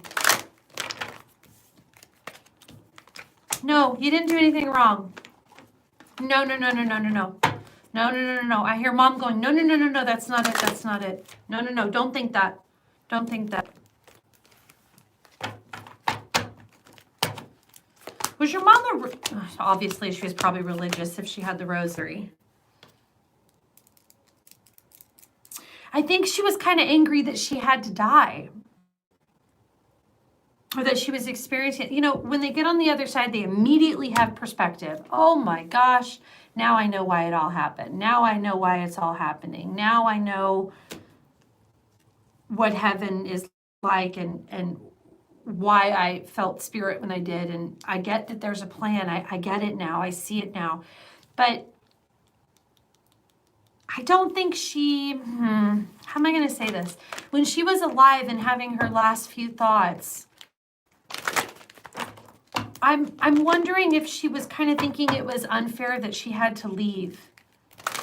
I also don't feel, Liz, if I could be honest, I don't feel that moment was a fair acknowledgement of her entire thoughts and heart during the passing process. It feels like in that moment, her body reacted to a thought she had where she was wrestling with the reason for her passing. I think she had a lot of reasons why she would have stayed. In that moment, she's thinking, I have my children, I have my life, I have my, you know what I mean? Like, because sometimes people have a really hard time of letting go of this world. But can I say that display was probably very jolting, and she's acknowledging like that it wasn't as significant as it must have seemed witnessing it. It seemed like it was very, very significant, but she's saying, don't remember that. Don't remember that. Don't think you did anything wrong. Don't remember that. She's saying, keep all the good parts in your memory and leave out the rest, including this moment. And I feel like she's been trying, but knowing that it's hard to get through because that was so jolting.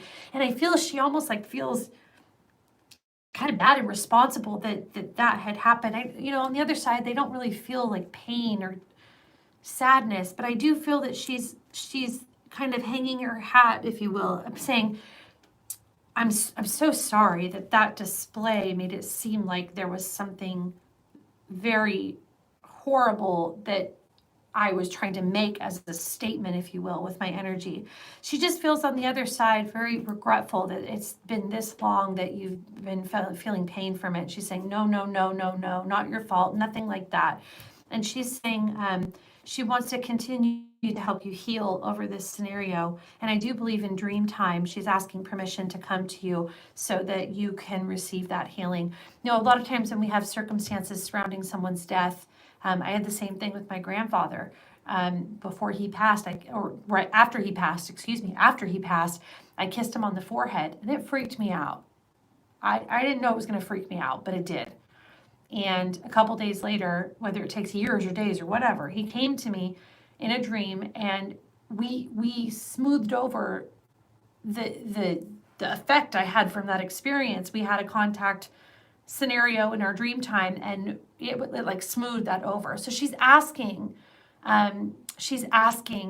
if she can visit you in dream time, and if you would hear her try to heal that for you. Okay. Okay, beautiful. Thank you very much, Liz. I really wanted to, you're welcome. I really wanted to have you hear me when I said that. And, maybe it also would be nice, Liz, if you do have a dream about her or messages that are coming through, maybe you can send me a little email as a follow-up, and maybe we could do a little 10-minute. I don't want to do it now because I feel like there's going to be a moment where you want to ask me a follow-up question. And later on, whether that's a week or a month, when that occurs, will you send me an email? And what we can do is do a little 10-minute spot check just on me for free. Okay, because I do feel that there's a lot of healing around that wants to occur, but it's going to take a minute. So you got your message for today, and when you have the next question about it, whether that's a couple weeks or a month, email me and let's schedule a little time to have a one-on-one or even Facebook Messenger since we're connected. Okay, all right. It is 7:58. Thank you so much, you guys, for coming. I appreciate you. I love you all so much. Everybody, big round of applause to Alicia. Yay, Alicia. Please show her love and respect. She does this mostly out of the kindness of her heart. And I pay her some if you were able to donate to me, and we get her paid for it. So anyways, thank you so much, Alicia. You guys, make sure that in this chat right now, you're typing Sedona space 2020. And if you're doing that, if you already did it once, you're fine. If you already did it once, but make sure that if you want to enter to win the Linda G and Friends Sedona Retreat giveaway, we're going this July, that you put in Sedona 2020, and you make sure that it's in there once, and that enters you into the drawing. It's going to be 2 days that I wait for people watching the replay, and then the day afterwards I hit the button, use the program, and it picks, good, Amy, good, and it picks a random person from the comments who made that comment. Anything else? Let's do a prayer, you guys. Let's do a prayer. Hand over your heart. Oh, deep breath, feeling centered and feeling connected to all that there is in and outside of us, spirit in general, living and breathing as us, God, as it moves through us and witnesses as us, and we feel centered and we feel at peace, and we feel that humanity is finding its balance, and we feel the earth is healing, and we feel its inhabitants are thriving, and we feel health is growing and catching on in this world, through and in and out of each and every living being, that health be a system that is a working system in the bodies and in the earth and in everything else life touches. We affirm that we and our loved ones are safe and protected and watched over, and that spirit is deliberate in our lives every single day, and that we can listen, hear, see, feel, and know spirit and its messages. And we thank every single other person who joined us in humanity for this overall mission to bring the earth into a higher, elevated, more enlightened frequency, so that we could all be together, so we could have each other, so that we could have our lives be full and thrive with the power of love moving in and outside of us. And we keep everybody safe. And we bless those who had a reading today. We bless everybody else who comes across this video in the replay. And we bless our friend Linda G, and we bless our Connie B for giving us our retreat to give away. And all of you guys, we bless Alicia and everyone else. Thank you so much. And Tana might confirm. Let's see what I have to confirm. What do I have to confirm? I don't see it. Okay, that's okay. If it's Sedona, it doesn't matter if it's lowercase or uppercase, just Sedona space 2020, just like Jan did, or Sandra. Perfect, yes. And doesn't matter if it's uppercase or lowercase, then it'll still catch it. You can do it here or in the comments in the replay over the next 48 hours. Thank you, everybody. 801 on the nose. Mwah! Love to you. Bye, guys. Thank you. Good night.